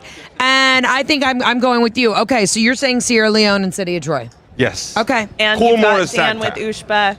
Yeah. Alexa with Next. All right. And as for me, I'm going to throw Forever Young out Ooh, there. Japanese Ooh. horse. Forever Young. Forever Young. That's not how I feel at all, because I'm actively looking into getting my neck done. So there's that. There is that. All right. Okay. Well, hopefully one of those bets hits so that you can invest in a little neck. You know what? And A I'm new kind fresh of like, neck I'm just for throwing this Mama? out there. I don't know anything about this horse, but Rattle and Roll just is giving me a good vibe. That Okay. might be the surprise horse. Well, not in the race. Oh, not in the race. Never mind. Never mind. Scratch that. Not in the out of the race. He was the bridesmaid, not the bride. I bet there are people who are diehard, like, horse people right now that are so upset that I am discussing, that I am throwing. Guys, we are sitting next to the public toilets right now. I need you to know that this is the most, like. You better read the scratches report, woman. Yeah, I know.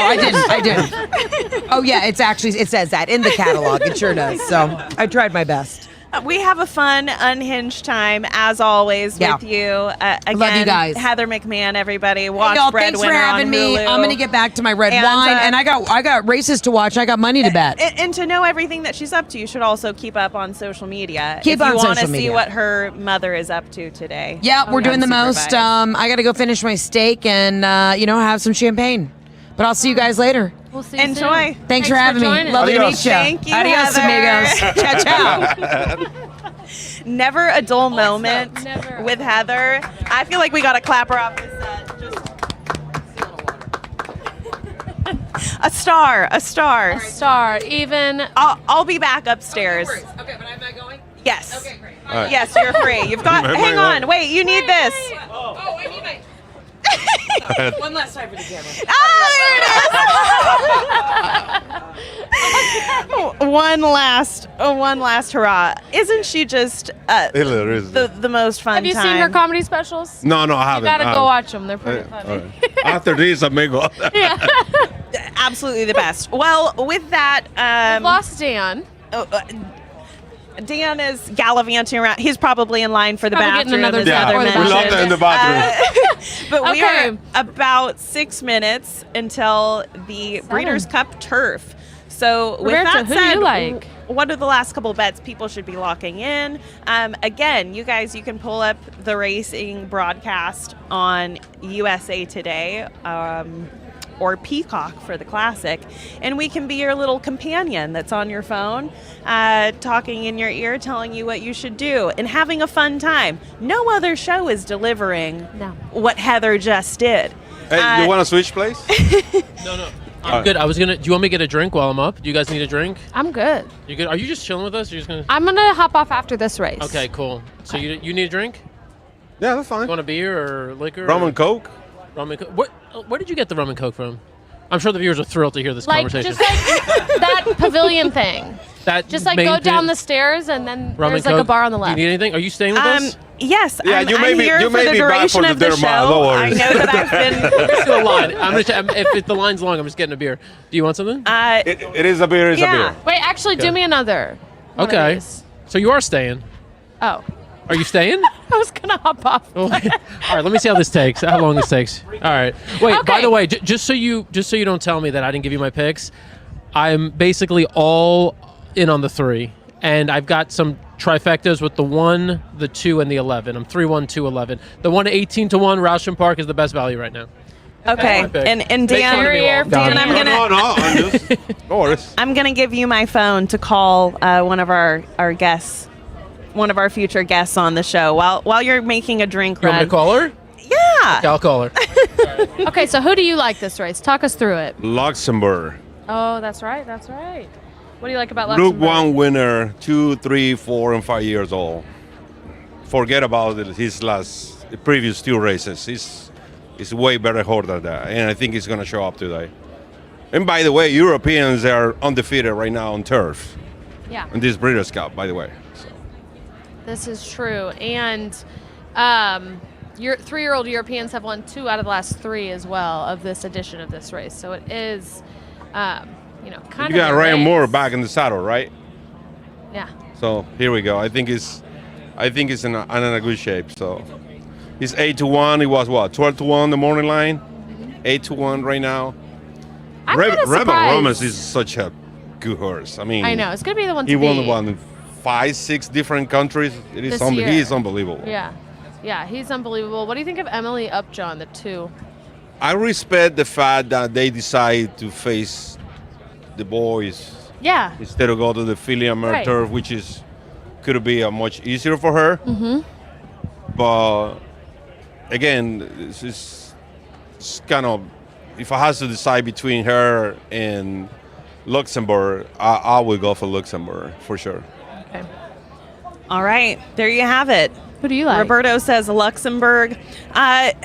Again, I may do the just come danza in here- salsa today. I may do it today because I missed it yesterday. I say if I hit a sector, I will do the danza salsa. Oh, okay. A little cha-cha. A little I like cha-cha. that. I like the sound of that. If the 4 wins, I may go for it today. We love Okay, that. stand up Now on I'm this rooting chair, for the stand four. up on the table, and No. send it. And you, I mean- and you can cha-cha with Alexa. You know, give her a little twirl, teach her some moves. The 11 right now, Rebels Romance, is the favorite.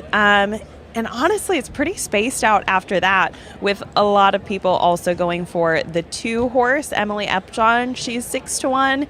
And then additionally, the 6 horse, Farbridge, is One also I really 6-1. like. I really do like Farbridge a lot. Especially how he has been running, right? He Yeah. won on the lead, he won, Coming off of closings, 2 straight yeah. wins, Grade 1 wins in the Yeah. Turf Classic and the Sword Dancer. But, how he won those, he wired the field, and then the other, he came from off the pace. So a horse with tactical speed that can adjust to whatever kind of unfolds Especially in a in big this race like distance, this, is a big deal. Yeah, but how much do you think it plays into it? Farbridge is not one of the European contenders, and that's not often that an American horse wins these turf races against their international competitors. That's true. It's definitely... would that be a reason why you would not bet the 6 and instead go for I'm not the other gonna- 6-1, which is the 2, Emily Epjohn? I'm not going to not bet a horse because it's not a Euro. I don't think that totally makes sense. Like, I want to bet off the horse's merit. But one thing I do think, like devil's advocate, that you have to consider about Farbridge is those races that he won were in 5-horse fields. So, that's fields, yeah. That's true. very different from today with all these beasts. What do we have? You can have a better 13 trip horses with, in here. facing 4 or 5 horses for Right, sure. right. I think I'm going to go Emily Upjohn then. I think I would do an exacta with the 11 and the 2. 6-1 is a really good price. It is. And also, we've got Gold Phoenix, part of Little Red Feather Racing, the 12. Is that one that you like? It's one that I've heard things about, but in all honesty, I don't know that would be one of my picks. Yeah. Any notes? I also am not selecting the horse. I think there's some potential there. Never really run outside of California other than in the Breeders' Cup at Keeneland and on debut in Ireland. But again, another exceptionally accomplished horse when it comes to earnings. Has over $1.5 million in earnings. 3rd year in a row competing in this race. Got 10th and then last year 4th. So is following that same pattern every year with like the races he runs in coming up to this point, and then so far has not been able to hit the mark. So I don't know if I feel great about this being the year based on what I've seen. It doesn't to me look like there's anything indicating that it's going to be a different performance this year. Any local horse that you like in this race? Local horses? I might have had one. you know. Hold on, let me see something. Actually, Roberto, maybe you could switch with me. You want to switch with me? Yeah, absolutely. We're going to do some musical chairs. It is post time, actually. Post time, the horses are going to post. The Heading to the only race. note that I could make for the 12 Gold Phoenix, which is 25-1, is that he has won over this track at Del Mar, which Gold Phoenix. not many horses can say, and also a great story surrounding his jockey's comeback, Kyle Frey. So I think for all the connections, that would be a nice win to secure. That's a really good call, Rachel. I'm with you on Gold Phoenix as a potential long shot to come and play. So here's the deal. Liquor line was way too long. That's There's fine. no I was getting it. Does anyone want this beer? I'm willing to I also can have split that one. one, Do you of want course. this? All right. Now, does anybody want to split this one with me? Because they only let me buy 2. Oh, wow. You want some? I'm great. Want some? You want some? I mean, is there like a cup to pour it into? Well, We yeah. gotta Wait, where did my cup go? Hold on. It's okay. I'm like At the assuming end you're of going the to day, share my cup. Like, where's my cup? Like, Rachel surely wants to drink out of my Breeders' Cup cup. Where did my cup go? Where'd the cup go? All right, well, they're starting to load in the gate. Emily Upjohn is in. Are you I calling will this race? once again try to call the race unless All right. anyone else is dying to do it. Please. Should I call a race? Dan! Oh, no. Dan, please. Because All you're right. going to get excited and all over the place when it comes I've got to the wait, horses let me that you pull have my- money on. Let me pull my bets up first so I can. All right, so this guy, Shahryar, I like this. This guy likes Shahryar. Okay. All right, let's see. So they're loading into the gate right now. This is the Breeders' Cup Turf. $5 million on the line. Race before the Breeders' Cup Classic. By the way, since I missed it, who's everyone's pick, bottom line? Your Rebels Romance or? I am Rebels Romance and Sherrier. Okay. Rachel, who'd you land on here? I went for the 2, Emily Upjohn, along with the 11, Rebels Romance. I would maybe do that exacta, and then the 12, Gold Phoenix, is maybe a long shot. Okay. Roberto, who was your final pick? Luxembourg. Luxembourg, okay. Number 4, and he said it very confidently, and Número 4, honestly, señor. Roberto's on fire. Four. So. Oh my God! Now I'm worried. Okay, they're all in line, and they're off in the Breeders' Cup Turf. The 5 JRB hopped out of the gate. Left behind is being hustled up now by Sean Levy. The 8 gets to the front. Cabo Spirit, 30-1 on the morning line, and is getting a little bit of pressure now from number 6, Far Bridge, one of the American hopes. Moving up in third, number 10, Wingspan, the Irish horse with Wayne Lorden on board. He's moving up. So they're running 1, 2, 3. They're slowing the pace down now a little bit. That next flight of horses is number 11, Rebels Romance, the favorite in this race, who now makes a little bit of a move to the front. Is going to prompt the pace, speed this thing up a little bit. I like it. Spicy. Down on the rail, number 6, saving all the ground. Far Bridge in behind them, in between horses. Number 13, big long shot. There goes Harvard. I didn't even know that horse was in this race. Roberto's horse, number 4, in the mix, up close, Luxembourg. On the outside, number 12, Gold Phoenix. And then that next flight of horses includes 3, Shahryar, my horse, and then a bunch of other horses. All right, back to the front. Number 8, Cabo Spirit, 50-1 on the lead. That's who Heather said. On the lead. 113 and 4, 3/4. They're not going all that fast.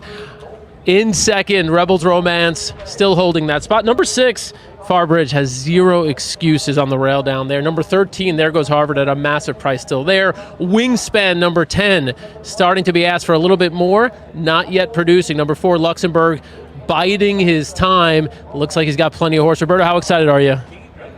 Oh, he doesn't look that excited. All right, forget about Luxembourg. Shahryar, also biding his time. Number 12, Gold Phoenix, biding his time. Number 5, JRB moving up a little bit after that tough start. Emily Backing Upjohn. out of it, Girl, number Emily 7, Upjohn, Grand yep. Sonata.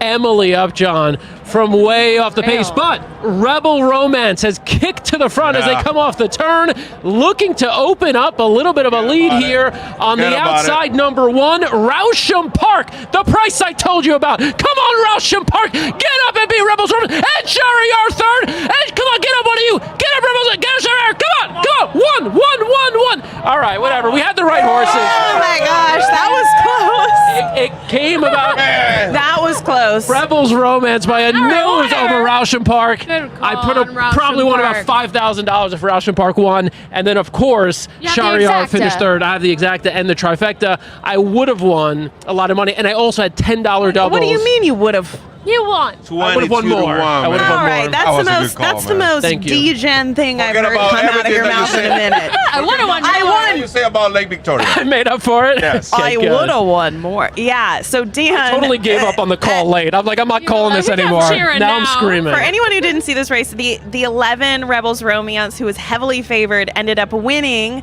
but narrowly won. It's a photo finish, it says, for the win over a horse that was 22-1 that shipped in from Japan. This is Rousham Park. fun, by the way. And Sherrier Calling in races. third. And you're 12. Your 12 got up for 4th, I think. It's really tight. All right. Yeah. Gold Phoenix tried to do something. I saw Emily Upjohn, the 2 horse, making a move kind of later in the game, but I think that it was just out of reach for her. I mean, this is like, it's all backwards, but 3-1, 11-12. That's This is great, a race though. I finally That's saw. Great. No, this is a tough race, so congrats. Yeah, it's a little Did you get the backwards. Super? Did you play the Super? No, I didn't play the Super. If I get this computer to work again, I could tell you what I actually hit. Oh, she made it. Anna made it. All right. That was a kind of weird trip for Rebel Romans, man. Yeah, it was. The horse Still pulled it off, moved, yeah. And they were going moved really slow. twice early. exactly. The move in the backstretch was early. Yeah. And then moving to the lead I wonder before the if turn. we was just the horse and not the jockey. Maybe he Just saw the dragged him? turn and he tried to take off. That made that race even more impressive. The way he just. Oh my God, that was so close. Wow. Oh my gosh. If it was just another European winning on turf. What do you know?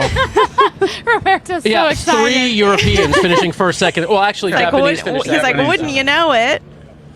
Really, I mean, Rajasthan Park was coming like a freight train there. That was a great race, by the way. That was a great race. I'm telling you. No, that really. Look at that. Ireland, Japan. Wingspan Ireland. ended up in 5th. So, wow, we have a 9-5 over 22-1, over 8-1, over 30-1. So that superfecta should still be a pretty nice payer, even with the favorite. Stop telling me about the superfecta. I'm like thinking about what I missed out on. Oh my gosh! Don't be that. Which Don't the be one order of of those. finish? We've got Ireland on top, Japan, Ireland, Ireland. So Right. the U.S. horses didn't even. Well, technically Gold Phoenix, although Irish-bred American horse. Got up for 4th. So there you go. I really botched these plays. I mean, Everything now is about sprinting. That's the problem in North like America. look at this. I said, try the 3 on top overall. 311. So you have a. Oh wait, but I have 311, 311. I didn't put the one not that have the spot. one in I have the double. I have the try just in that one. Oh, wow. So yeah, I botched this. I do have the exacta for $5. That's Yeah. decent. Yeah. That's decent. Yeah. 22-1. Yeah. What's the wheel pay? I mean the pro. I mean, a couple hundred to 1? Couple hundred. Let's see. Oh, no. For 50-1. Probably. What is 11? 11-1. not 50-1. Yeah, 50-1. No. Oh, this is for $2. Yeah, it is 50-1. All right, yeah. So $250. All right. I'm gonna take it. I'll take it. I keeps you going. I'll cave it. Keeps me going. And then the next race. I mean, Ushpa is the horse I've been waiting for. So You got a double. I'm ready. Well, and I've got the double. I've got the double for $6, which I mean is not great. The one I would have had the double for for I think $14 with the one. Wow. That would have been sick. But anyway, I'll stop. I'll stop now. Do you need to get back? I must jump off. It's been All right. such a pleasure joining Thank you. the last few days with y'all. Good luck in the Classic and the rest of the card. And I think we have a really amazing, exciting promo to show you from Old Smoke. She needed to nail the promo. Go ahead, read it. Read it. What is it? What is that special? It is an unbelievable, special, unmatched, something that will never happen again and has never happened before. You have 15% off. What is the promo code? Old Smoke. Promo code ABR15 Old Smoke. So make sure to take advantage of that. Love it. Love it. Well, do you think this was about my call or the race itself? Hang on. That. Oh yeah, no. Can't even read those words. Can't even read the. All right, people are starting giving us their picks in the Classic. Why don't you go ahead and tell us who you like in the Classic? Forever Young here. And that promo code's got to come down eventually. Oh, we're switching seats here. Wait, are you? Oh, okay. Oh my God, you made it. You made it. You made it. All right, we have to do like full intros. Like We're back. You haven't even met Roberto, right? You don't even. I've been watching you. Nice to meet you finally. Yes. Is that a good thing or Roberto's bad king. thing? Oh, it's a good thing. All right. You were killing I'm it. glad to hear Yeah, it. absolutely. And super excited to welcome on international dressage rider Anna Buffini. You know, you compete all over the world, but you're actually based out of San Diego. So this is a hometown day for you. How's the day been going? It's awesome. I trained my horses that I try to go to the Olympics on in the morning, 10 minutes away from here. I can see my house from the stands. And then we came on over here.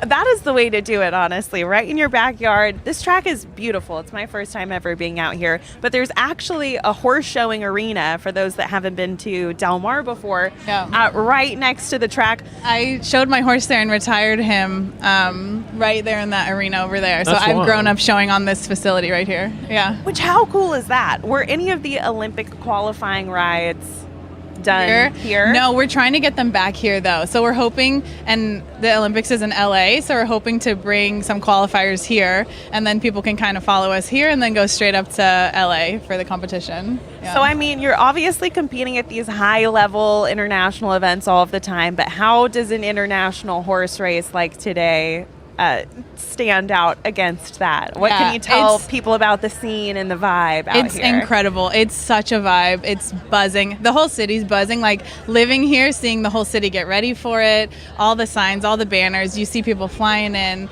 It's been so exciting. And I'm biased, but I think it's just the best city in the world. And I think it's just beautiful. You can see the ocean from here. You can like snowboard, surf, and skateboard all in the same day if you live in San Diego. Have you done that? I have not, but my friends have. Yeah.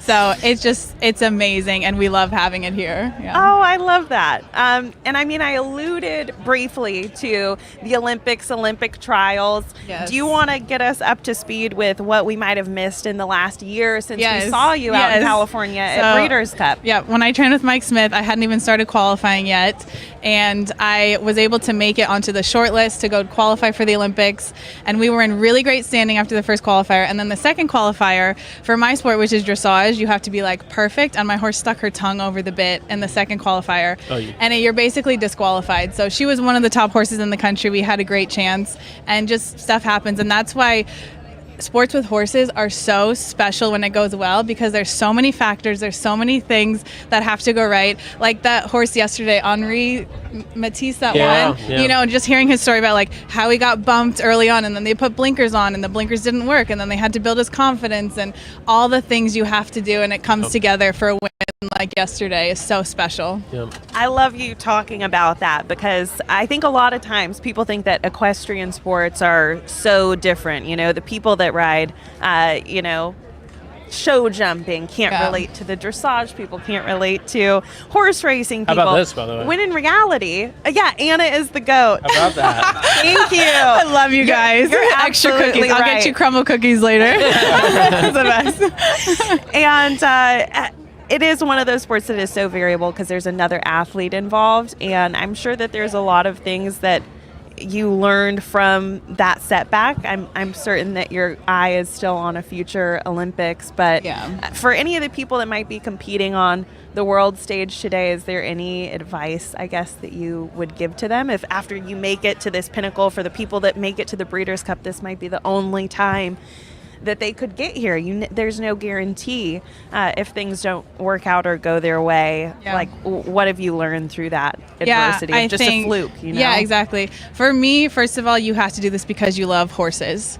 If you love horses, you're doing this for the right reason. You can do this forever. Because when I didn't make it to the Olympics, the next day I got to go out and hug my horse and give her carrots, and to me that's where the joy is. And then you put all this hard work together, and then hopefully you get something great to happen one day. But also, I mean, this minute and a half that these horses are running, some of this has taken people a lifetime to get to. So I think that's I have such a deep understanding of what these guys are going through. Not only the pressure, how long it's taken to breed these horses, how long it's taken to train them, how much failure they've gone through to get here. I think so many of these people and these jockeys do this because they love horses, and they've fought through so many ups and downs, and they've just stuck to their guns. They've stuck to the basics, the fundamentals, which is how you keep taking yourself to the next level, and they do it because they love it, and then it results in a win that you get here today. I just got chills when you said that. Did you get like, chills? I got chills, and honestly, I saw your video after everything happened, and all I could think of was it's just, it's maturity, that people rarely display, so credit for that. Thank you. But just courage, and it was awesome. It was absolutely awesome. Yeah, so. you can never give up, never let anything stop you, no matter what. So. All right. Well, let's not get too over emotional here. I'm gonna start crying. We've got some races. We've got some racing coming. Now, I do want to show a video. This video is about 2 minutes. Roberto, do you have to head back? Do you have to head back now, or you got a couple more minutes with us? I can stay a couple more minutes for sure. So let's do this. I love that. before I play because the video is like 2 minutes. Before I play the video, why don't we just get your final take on the Classic and if you have a play on the rest of the card, and then I'll play the video so that you can get going. So you can actually. All right, let's do that. All right, so go ahead. Your Classic play is what exactly? Classic play based on the odds right now. I would bet on Serial Troy to win. Okay, and the odds are right now 9-2, and to me, it's going to be a Coolmore exacta. Okay. So that means 3 Serial Troy, Sierra Leone. Okay. I've been saying this: the 3-year-old will dominate this race. Based on the odds, they're all favorite. Forever Young, Serial Troy, Fairness, Sierra Leone. I think that's your superfecta. You're not going to make any much money on this race.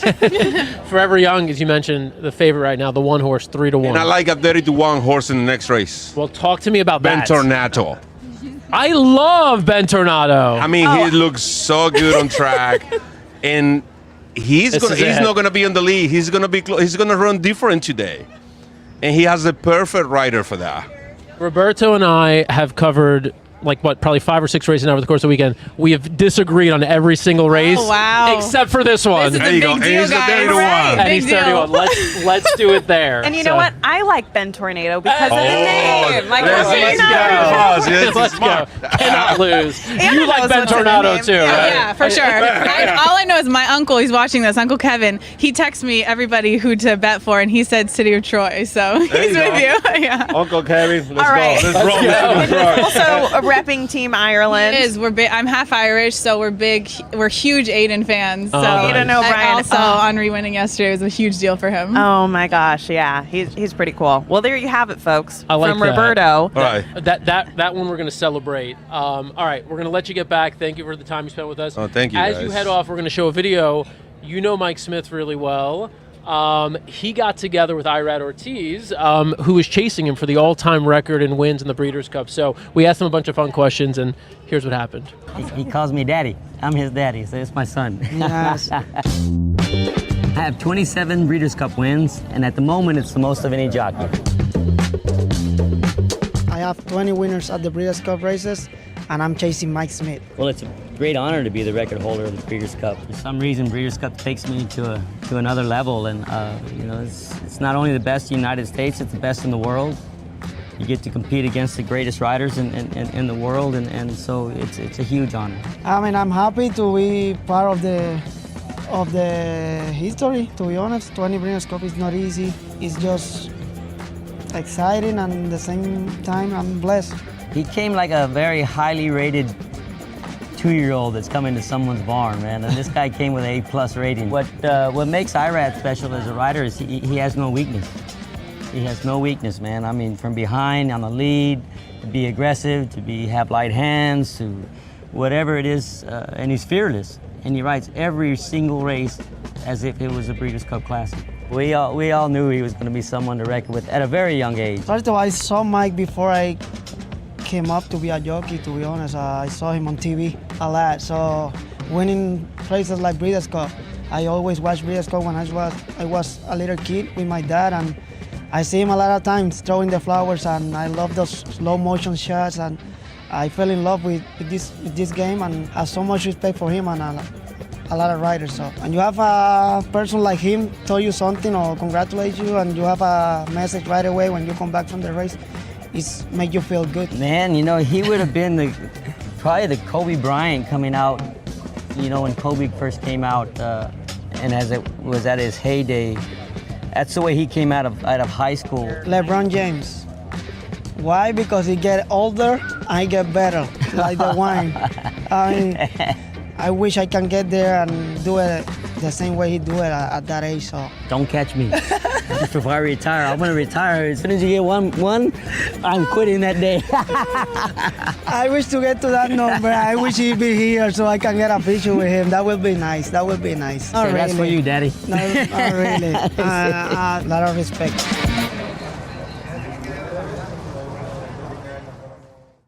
Love that exchange, right? Why? Well, okay. quick shout out, IRAD. While that video was playing, Anna said IRAD followed her on Instagram yesterday. He did. She's made it. Yes. So from a top level dressage rider to a top level jockey, you know, you were tied in with Mike. You couldn't hear, but Mike actually called him Kobe Bryant in his prime. That's what he called IRAD. That's how good he is. Incredible. Really impressive. Which is mega. And I mean, you got to train with Mike again when we saw you last year. Yes. We hit the gym and you rode the Equicizer. I want you to be able to get back to the races and continue enjoying your day. But fitness is a huge part of being an equestrian. Yeah. And so I have a couple rapid fire questions. Shoot. Would you rather ride dressage with no stirrups for a year or ride dressage in a jockey saddle for a month? No stirrups for a year. These jockeys, you guys, what they do is unbelievable. I couldn't do it for a minute on the Equicizer. 1 minute and I fell. Yeah, those jockey saddles, you saw them and you were like, this looks like a toy? I was like, you're joking. Like, I'm being pranked right now. This looks like a toy. And then also, would you rather ride a jockey Equicizer for 10 minutes a day or run 5 miles a day? 5 miles? Here's the deal. I would love to be able to do what the jockeys do, but physically I can't. So I'd really have to train to be able to do a quarter of what they do on a fake horse. And I know that rollouts were also part of the challenges that you did with Mike. How many of those can you hit now? So I have been doing them every day since he beat me so badly on them. And so now I can do like 20. You know, he does 100 a day. So I have a lot to catch up to, but I'm getting better. Still, that's massive. Anna's like, I mean, you've got a serious fan base here. I mean, people, I drop it in the comments. Love you guys. Such an inspiration for young riders. Anna's the best. So. I like this one. 3 goats: SpongeBob, Elmo, and Anna Buffini. Love you guys. It's great. I've known you for 3 minutes, and I'm really impressed. You're so I know. Like, I can't stop staring at you. Plus, I can figure out what because of my mom, who's off screen right there. She's the goat. Seriously. All right, Mom, come on in for a minute. We saw you capturing guys, she's amazing. Yes. 6 kids, Olympic volleyball please. player. Come in here. Olympic volleyball player. Yes. Again, a family of Olympians. Yes. What does it mean to have Anna, the woman that she is? You know what? We're just so grateful. This young lady here works so hard, and to kind of follow in my footsteps, it's just amazing. And I'm really blessed by it all. She's a hard worker. When she was 12 years old, we took her to the ranch. She fell in love at that time, and since that day, we've never had to tell her, go clean that stall out. So that's when we knew this was her first love. Yes. And that's awesome. Exactly what you're touching on. Anyone, whether it's racing or any sort of equestrian sport, you do it for the love of the horse in all facets of life. That's awesome. Well, I'm glad we got you on. You guys have a big race to go watch. You go watch this race. Breeders Cup Classic. Before you do, thank you. What's the one horse that you're cheering on in the Breeders Cup Classic? There's a couple Japanese contenders. I think, yeah, hold on. City of Troy. City of Because Troy, that's who Ireland. Kevin told me to go for. And I mean Irish. We always go for the Irish horses. Yeah. So there you have it. Mom, you agree? Definitely the Irish. My husband is Irish. There you go. There you have it. City of Troy from these two. We're 15 minutes away from that big race. I want you guys to be able to get back in your seats and enjoy it and place bets. Anna, thank you so much. Thanks for having me. Always. You guys are the best. Just Thank the you freaking both. best. Thank you for you doing the guys. walk. We know the walk was not easy. And the next time that you see Mike, hopefully it'll be him out riding one of your horses. Yes. Okay. Do you have time for a quick story? Yes. Okay. Yes. So we went out to dinner with Mike a couple months ago, and he showed us this race. You would probably know of it. It wasn't Zenyatta or the other one. It was like in the Middle East, and we were at dinner. Dubai World Cup with Arrogate. Yes. Yeah. Okay. Yeah. So Arrogate, and we all huddled on the same side of the table, and we were watching the race. He gave us a play-by-play, and the whole restaurant started surrounding us and watching the play-by-play, and the whole restaurant cheered at the end when he won. That's amazing. It was the coolest experience ever. So he's the man. I'm grateful to be his friend, and he encouraged me through my Olympic time, and it's really special to have someone like that in your corner. It's amazing. Yeah. That's amazing. Really nobody like him. And I want to say, you were already doing what you were doing, and I just want to give credit to Rachel, because Rachel noticed your story and your journey and wanted us to shine a spotlight on it, and also to link you up with Mike Smith. So all that whole thing kind of came together because of Rachel. So I want credit to Rachel. And because of her fantastic team, the Encanto Encanto Sports, Sports. amazing. Yeah, those girls that help her with content and connecting us with other people. But you can't do any of that without a fantastic subject in person to work with. So looking forward to the next time we're out in San Diego together. After this big race, I'll be back upstairs with you all. So we'll hopefully be popping some bottles when City of Troy wins. We'll see you up there. Thanks for having me. Thanks, Anna. And her pick is City of Troy, by the way, if you missed it. And speaking of, we're going to show you what City of Troy. Are we not going to show you City of Troy? Yeah, we got City of Troy. We got City of Troy on standby. City of Troy, we're going to show you what he did last time. Now moves out of last place, but as they move down towards the final 2.5 furlongs, City of Troy still grinding it out in front here for Royal Rhyme on the outside. Down the centre, here comes Calandagan. City of Troy really putting in the afterburners now, though, as they race up towards the final furlong. He leads by about a length and a half. Calandagan trying hard to rein him in. Back in third place is Ghostwriter. City of Troy having to dig really deep here as they race inside the final furlong. He's made every yard so far, and City of Troy, what a game performance all the way in the city of York. So that's why City of Troy is getting all the love he's getting. Christine, you've been on the set. We haven't even introduced you properly, Christine. No, it's all right. You're just wearing my hats. I am wearing I'm always wearing your hats. All right, you better. The official milliner / hat maker of America's Best Racing and the Breeders Cup. That's right. And the Breeders Cup. Yep. And featured milliner first ever of the Derby. We know it. We've got a great video on America's Best Racing. We haven't seen it. Christine in her studio doing her thing ahead of the Derby this year. It was really, really good. And Kyle Levy has rejoined us. Kyle, how you doing? We've made it. We've changed. We're not with the laptop today. Did you get applause? No laptop today. We went with the paper because we need winners today. Wow, yeah. You had to throw that laptop out. Oh, my God. Okay, so 11 minutes to race 8, Breeders' Cup Classic. We're going to get into our picks here in a minute. Kyle, I'm going to lean on you for that. But first, Christine, you've been waiting patiently. I went over to visit you here at your booth. You were busy then, and then when you texted me a little earlier, you're like, "Oh, we're totally slammed now." So I take it you've had a good weekend. Yeah, I had a great weekend, and I just decided I always miss out talking to you guys, so I thought I'd run over here, which is less than I walk to the train in the city in New York City. So it was really easy. So anybody who's not coming out is lame.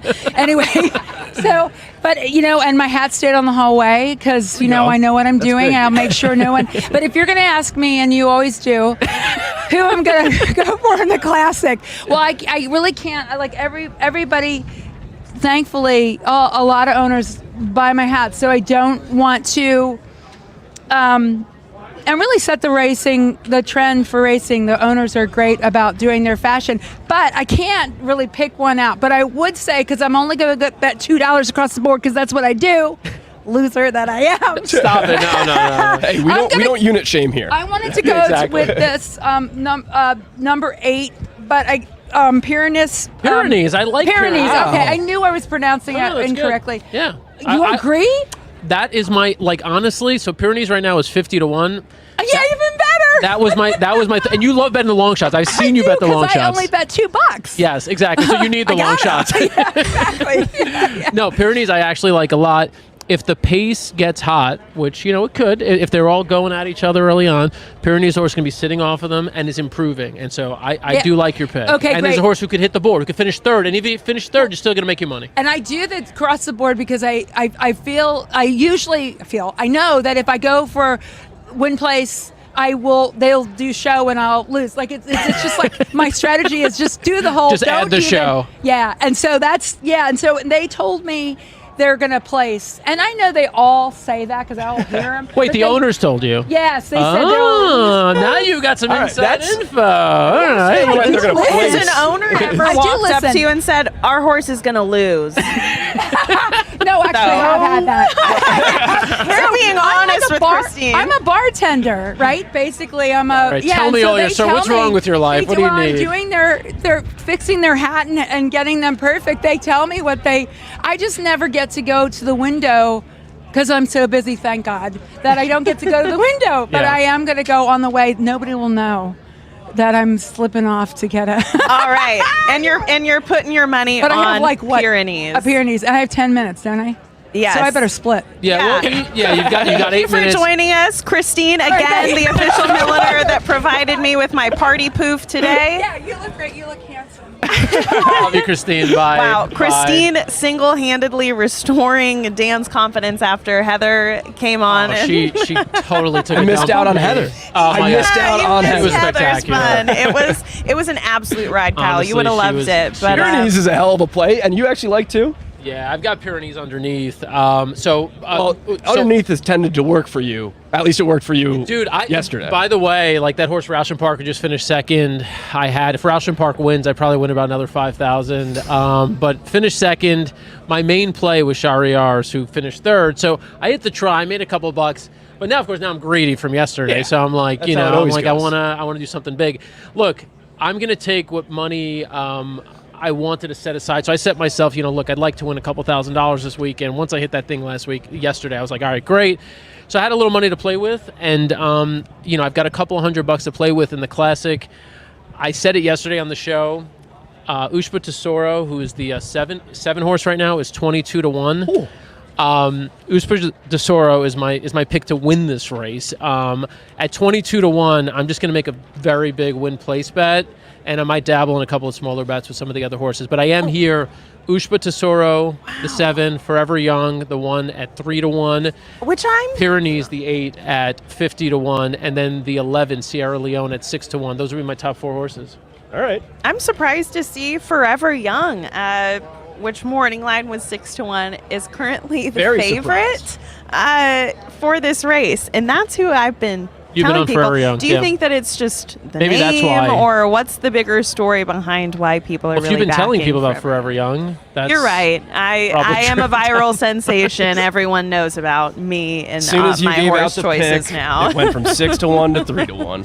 Forever Young's a good horse. I mean, like literally, aside from the Derby where he finished third, Where he should have won. Well, yeah, Where he should have no, won. where If he wasn't bumped into in the stretch by Sierra Leone, and then literally hasn't done anything wrong. No. Forever Young is, and I think you said yesterday, like if he wins that race, right? Like what are his odds here if he wins that? I mean, is he 2-1? Well, I mean, I didn't expect him to take all of this money. I didn't Do you expect him not to, like him at this price? No, I still like him at the price. Obviously, I liked him more at 6-1. But from a win perspective, I think he's got absolutely the talent, absolutely the ability. You're getting the inside draw. I like that after the Derby, they shipped him off to Japan again. He got another win there, and then he's coming right back into it, getting back to the States here in the Breeders' Cup. So, Forever Young, probably my pick. Forever Young. There he is. You went old school. You went old school. He's You coming went out old onto the school. track. I just can't believe how much he has developed since we saw him at the Derby. That badonkadonk is redonkadonk on Forever Young. Maybe that's why people are so into it. And City of Troy, how's he looking? I mean, City of Troy. I mean, so if you've been here for the past hour or so, City of Troy's name has been said the most. Which is actually surprising to me because I put a line through City of Troy. Here's why. And he's 4-1. I thought he'd be closer to 6-1. To be honest, it's a horse who's run only on turf, is now running on dirt. A wise man once told me, never take a horse at a short price doing something for the first time. Was that Ellis? I think it was Bruce Badu, but it may be somebody. Maybe it was Ellis too. So Bruce, if you're watching in Canada, I think that was you, but it may have been Ellis as well. And you know what? Actually, that sounds like an Ellisism. Maybe it is Ellis. No, I did a little handicapping. Did he tell you seminar and that? He said Ooh, that. Yeah. That is it. So you know what? It is Ellis. I apologize, Bruce. I still love you, but that was Ellis. Derma Sotogake, we're looking at now. This horse finished second in this race last year, and he is 40-1 right now. Derma Sotogake. So I don't know if this is like, okay, people see in Japan, they haven't had a great weekend. Rauschen Park, though, nice race. Yep. And then obviously they're putting the money on Forever Young. But how the hell is the horse who finished second in the Classic last year 40-1, and the horse who finished fifth, who should have finished better other than a bad break, at 22-1? I mean, these horses have run massive races all over the world. Absolutely has. Look at the past 3. The past 3 races have been not great. Derma, yeah. Derma, that's what I'm talking. Yeah. It's my bad. Derma's not in great form, but he finished second in this race last year. A lot can happen in a year. He finished Kane. second at 26-1 last year, too. But 40-1 is kind of shocking. So City of Troy, trying something new.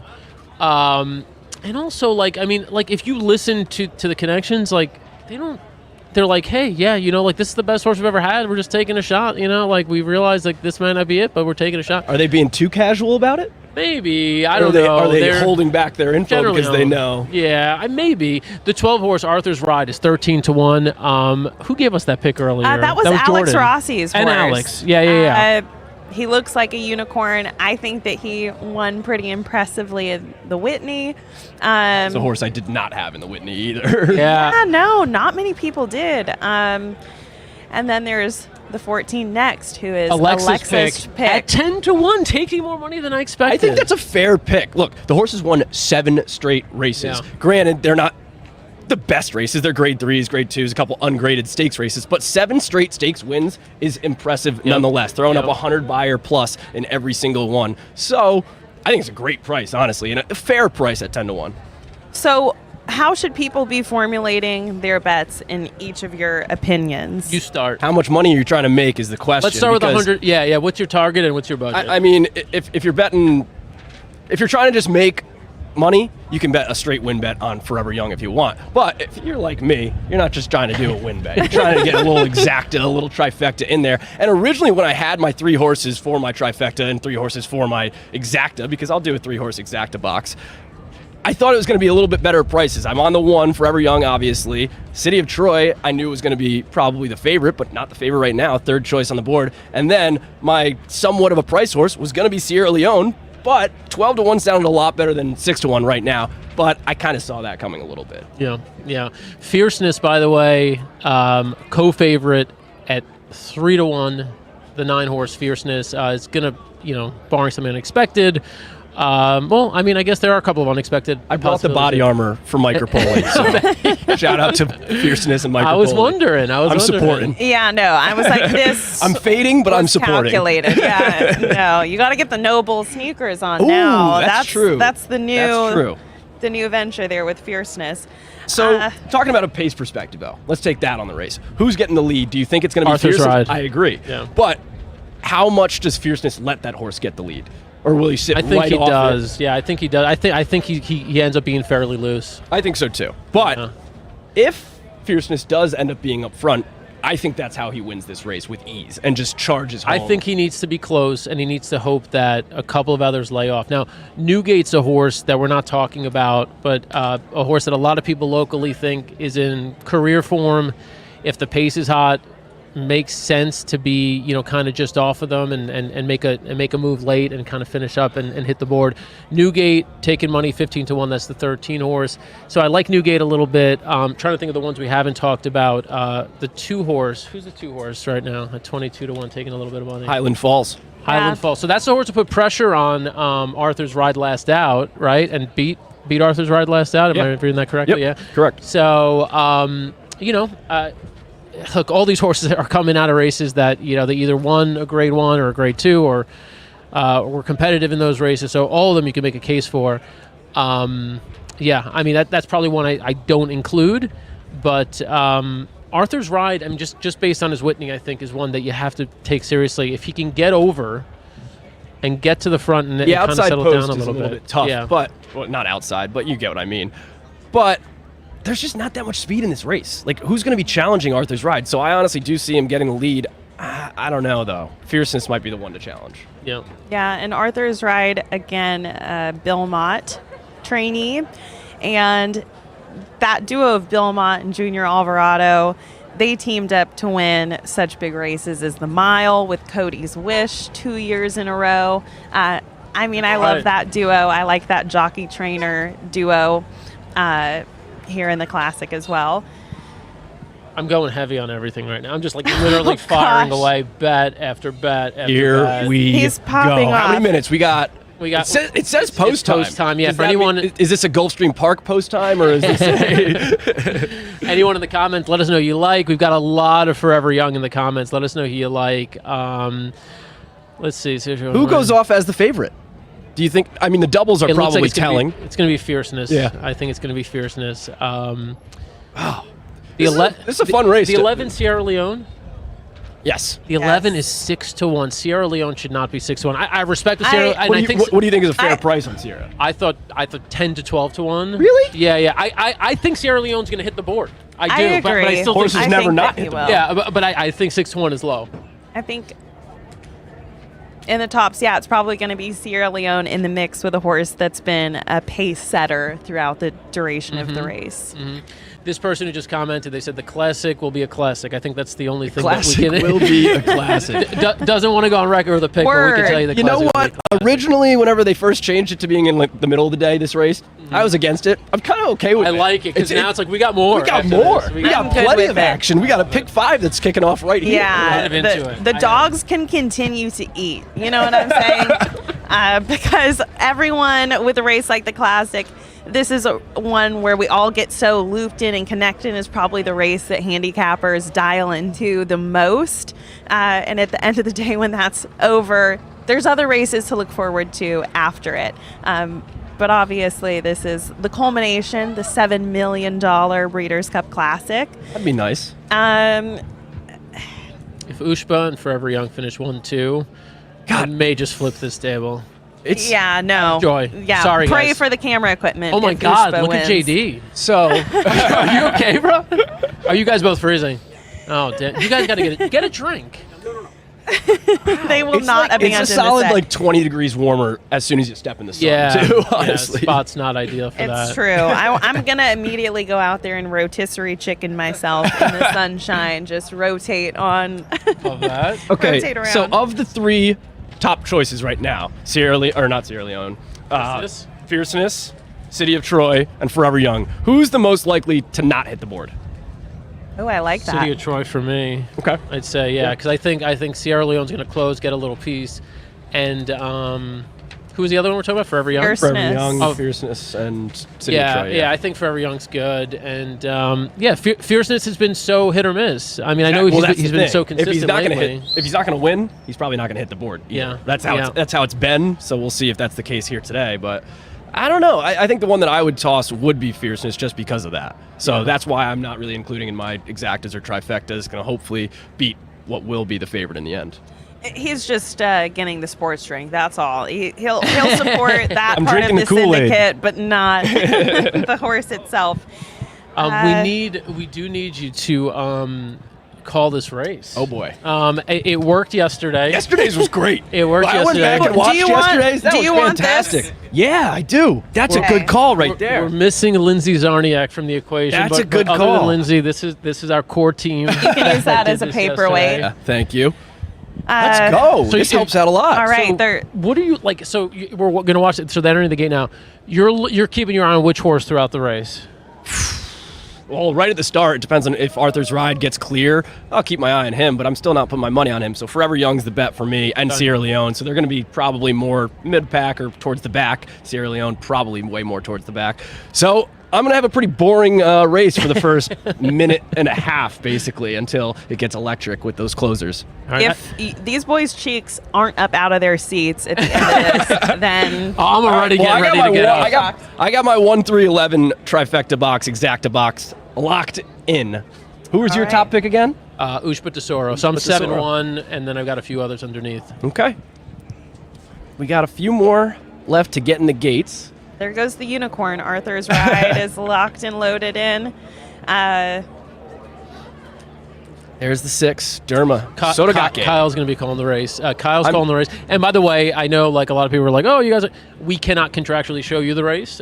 We don't have the rights to it, but the race is on NBC and is about to go off. But we'll try our best to make it entertaining but still from an Kyle's still audio gonna get it standpoint. poppin'. All right, they're all in line, and they are off. I'm no Larry Colmus, but I'm going to try today. Very, very even start. I can't tell who's getting the lead. It looks like it's Arthur's ride trying his best. But right now, it's about 1, 2, 3, 4, 5, 6, 7 wide across the track as they approach the clubhouse turn. Right now, it is number 6, Derma Sotogake, in first by just a head. To his inside is the 4 at 60-1. Mixed 2 to his outside is number 9. That's Fierceness, the favorite at 5-2 as they approach the clubhouse turn. It is still Derma Sotogake in front. All the way in the back is who you expected to be back there. Sierra Leone, Tappet Trice, as well as Ushba Tesoro. Oh, no. They're going around the clubhouse turn. They are separated by about 20 lengths here as they're going around that clubhouse turn. 22-2. 22-2. That's fast. Very fast. 44-4. Oh, boy. Oh, very fast. Opening half mile. It is still Derma Sotogake. He leads by a length now. Right to his inside is Fierceness, sitting Chile in second. And then on the inside, the rail is that the 11? Who is that on the rail that's making a little bit of a move? Is that the Sierra one Leone? Or Forever Young? I think it's the way one. back there or the front? I don't know. All right. Anyways, there's about 6 people that are about 4 lengths spread apart as they approach the final turn here. It is still Derma Sotogake, but Fierceness is pouncing and making his move. Fierceness is now in the lead as they're going around the final turn. Derma Sotogake sits second, sliding back now on the rail to the outside. On the outside is number 1, Forever Young. The Japanese horse undefeated in Japan is making his move. And Sierra Leone at 11-1, no, 6-1. Both the closers are coming up on the outside of Fierceness. It's the top 3 favorites. Who do we have here? Sierra Leone takes the lead on the outside. It is still Sierra Leone. Fierceness in second. In third is the 13. Who's the 13? Newgate. Oh my God, Newgate sitting third. But right now, it's a battle in the stretch, and it will be Sierra Leone. Price of 6-1. Fierceness followed up in second. He finally did it. Woo! Nice call.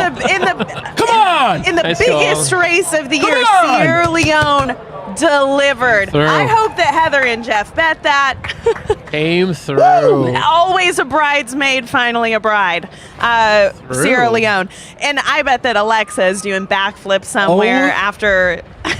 What a race. Oh my God, that was an insane race. It's a classic. That classic was Fierceness classic. held on. And it was formed for literally the top 3 horses finished first, second, and third. Not in the exact order. There was none to throw at. You're right. City of Troy. Minus City of Troy. Minus City of Troy. The 2 favorites finished second and third. Sierra Leone, obviously, 4th choice on the board there at 6-1. Hey, Chad Brown got it done. Horses never missed the board. Got a big win here today. Wow. And guess who on Sierra Leone? Flavian Pratt. Always. Is that where you're referencing, or are you referencing me on Sierra Leone? Yeah, because he had the option here. And you.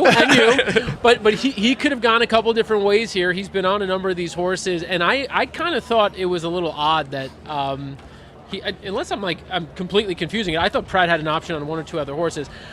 But either way, like Pratt on Sierra Leone, that dude is he's literally, he's in another stratosphere. He's unbelievable, honestly. He really when he's is. on, he's on. And him and Chad can team up and put together a big win like they just did. 6-1, fair price. You would have thought that 10-1 or 12-1 was your fair price, but no. Yeah, it was a little. I guess I should have. The money was right. The money was right. Look, I knew the horse would be right there. My horse, Ushba Tesoro, disappointing, made kind of a middle move, but again, he can't be that far back. And some of these horses, if they just can't, American racing, especially like a race like this, is so fast, and if you're just getting flying, if you're getting all that dirt kicked back on you, and you got to make up 20 lengths in the stretch, it's not going to happen. He was moving late. So where were Sierra Leone and Forever Young kind of sitting for most of the race? Because they weren't in the way back. No, they were like second flight. Fierceness was what? Fierceness was kind of. Fierceness was sitting second the entire time. Yeah. Fierceness ran a big race. Was and then up, he took up the close lead to the pace the whole time. Yep. So Fierceness ran huge. That's a pretty impressive second place, honestly. I would have expected him to maybe... Oh, so here's where Sierra Leone is. So Sierra Leone here makes a sustained move from actually whatever. Very nice timed ride. Yeah. And both Sierra and Forever Young kind of made their move at the same time, but Sierra ended up just being the better horse in the end. And Flavian's a great jockey for that. I think that he's pretty dang aggressive and knows when to just absolutely send his horses. Yep. And, it was just narrowly off of the mark, obviously, for him in the Kentucky Derby. And the Travers, it was kind of slow, so it didn't necessarily set up for a horse like Sierra Leone. True. So that's why Arthur's Ride, or not Arthur's Ride, that's the Whitney. That's why Fierceness was able to just roll. So now the question is, horse of the year is who? Now what do we do? What do we do? That's a fun conversation to have over the next few weeks because, listen, it's not going to go to Sierra Leone, right? No, I don't think there's any chance. But I mean, fierceness what was about at least in the Torpedo-Anna? So now Torpedo-Anna Yeah, I think that it's going to be a Philly year for Horse of the Year. Yeah, that would be incredible. I wish she was in this race, honestly. Yeah, It would've been- that would have been amazing. That would have been something. I mean, think about it. I mean, she's beaten what, like a neck to Fierceness, and Fierceness finishes second here by what, half a length or a length? A length, I think. Full length. What a race! It was. Whoever said it, a classic. The classic was a classic. I'm just happy to see it Yeah, because the classic Sierra will be Leone is classic. one of those horses that anytime that you're at morning training, like 100 horses could go by and you see Sierra Leone and you're like, damn, that horse is a beast. And that's the way that I felt ahead of all of his big races this year. So I feel like I was a Sierra believer that just had been burned a couple times. But again, I think that this race finally set up for him. He's always finished in the top 3. In great races. Bridesmaid's the bride. Yeah. In great races, he's always finished in the top 3. So Sierra Leone's a hell of a horse. And great win here today. Obviously. You made it through the whole day without getting emotional, and now you're I'm getting emotional, you guys. I'm wiping tears from my eyes. I'm getting emotional. We'll wait for this to get official, and then we're actually wrap up for the day. We're done for the day. We're ending here. We're going to go and enjoy this thing a little bit. Got many more Breeders' Cup races Make a couple to watch. of bets out there. It is official. So if you bet the Breeders' Cup Classic, you're waiting for the official numbers. They are 11-9-113. 11 Sierra Leone, your Breeders' Cup Classic winner. Wild. And there's that cool guy with the long gray hair that I've seen him everywhere. I've seen him everywhere wearing his Sierra Leone hats. They make like a different one for every single race. Really? And I don't know. I just want to like call him Papa, like Big Papa. Okay. I think Heather McMahon's rubbing off on you. I know. If I spend too much time with her, hey, I'm not offering to flash anybody just yet. Wait, I heard about a flash on the camera. Yeah. I missed out, huh? You did. Viewership literally went like doubled within like 3 seconds. Like it just started soaring. Oh my gosh. Wow. Screenshots across the board. All right, Sierra Leone, you wanna bring us home? No, what a day. What a group of people to spend it with. We've had a lot of fun. We hope that you've had fun and have laughed with us, if nothing else, and hopefully have won a little bit of money along the way. But from the Breeders' Cup, signing off, the America's Best Racing crew, we'll see you next time. Next year, you guys. Bye. It's America's original sport. And no one covers it better than America'sBestRacing.net. From the sport to the lifestyle, the best races, horses, and destination venues, cocktails, gambling, fashion, and more. America'sBestRacing.net is a sport for you.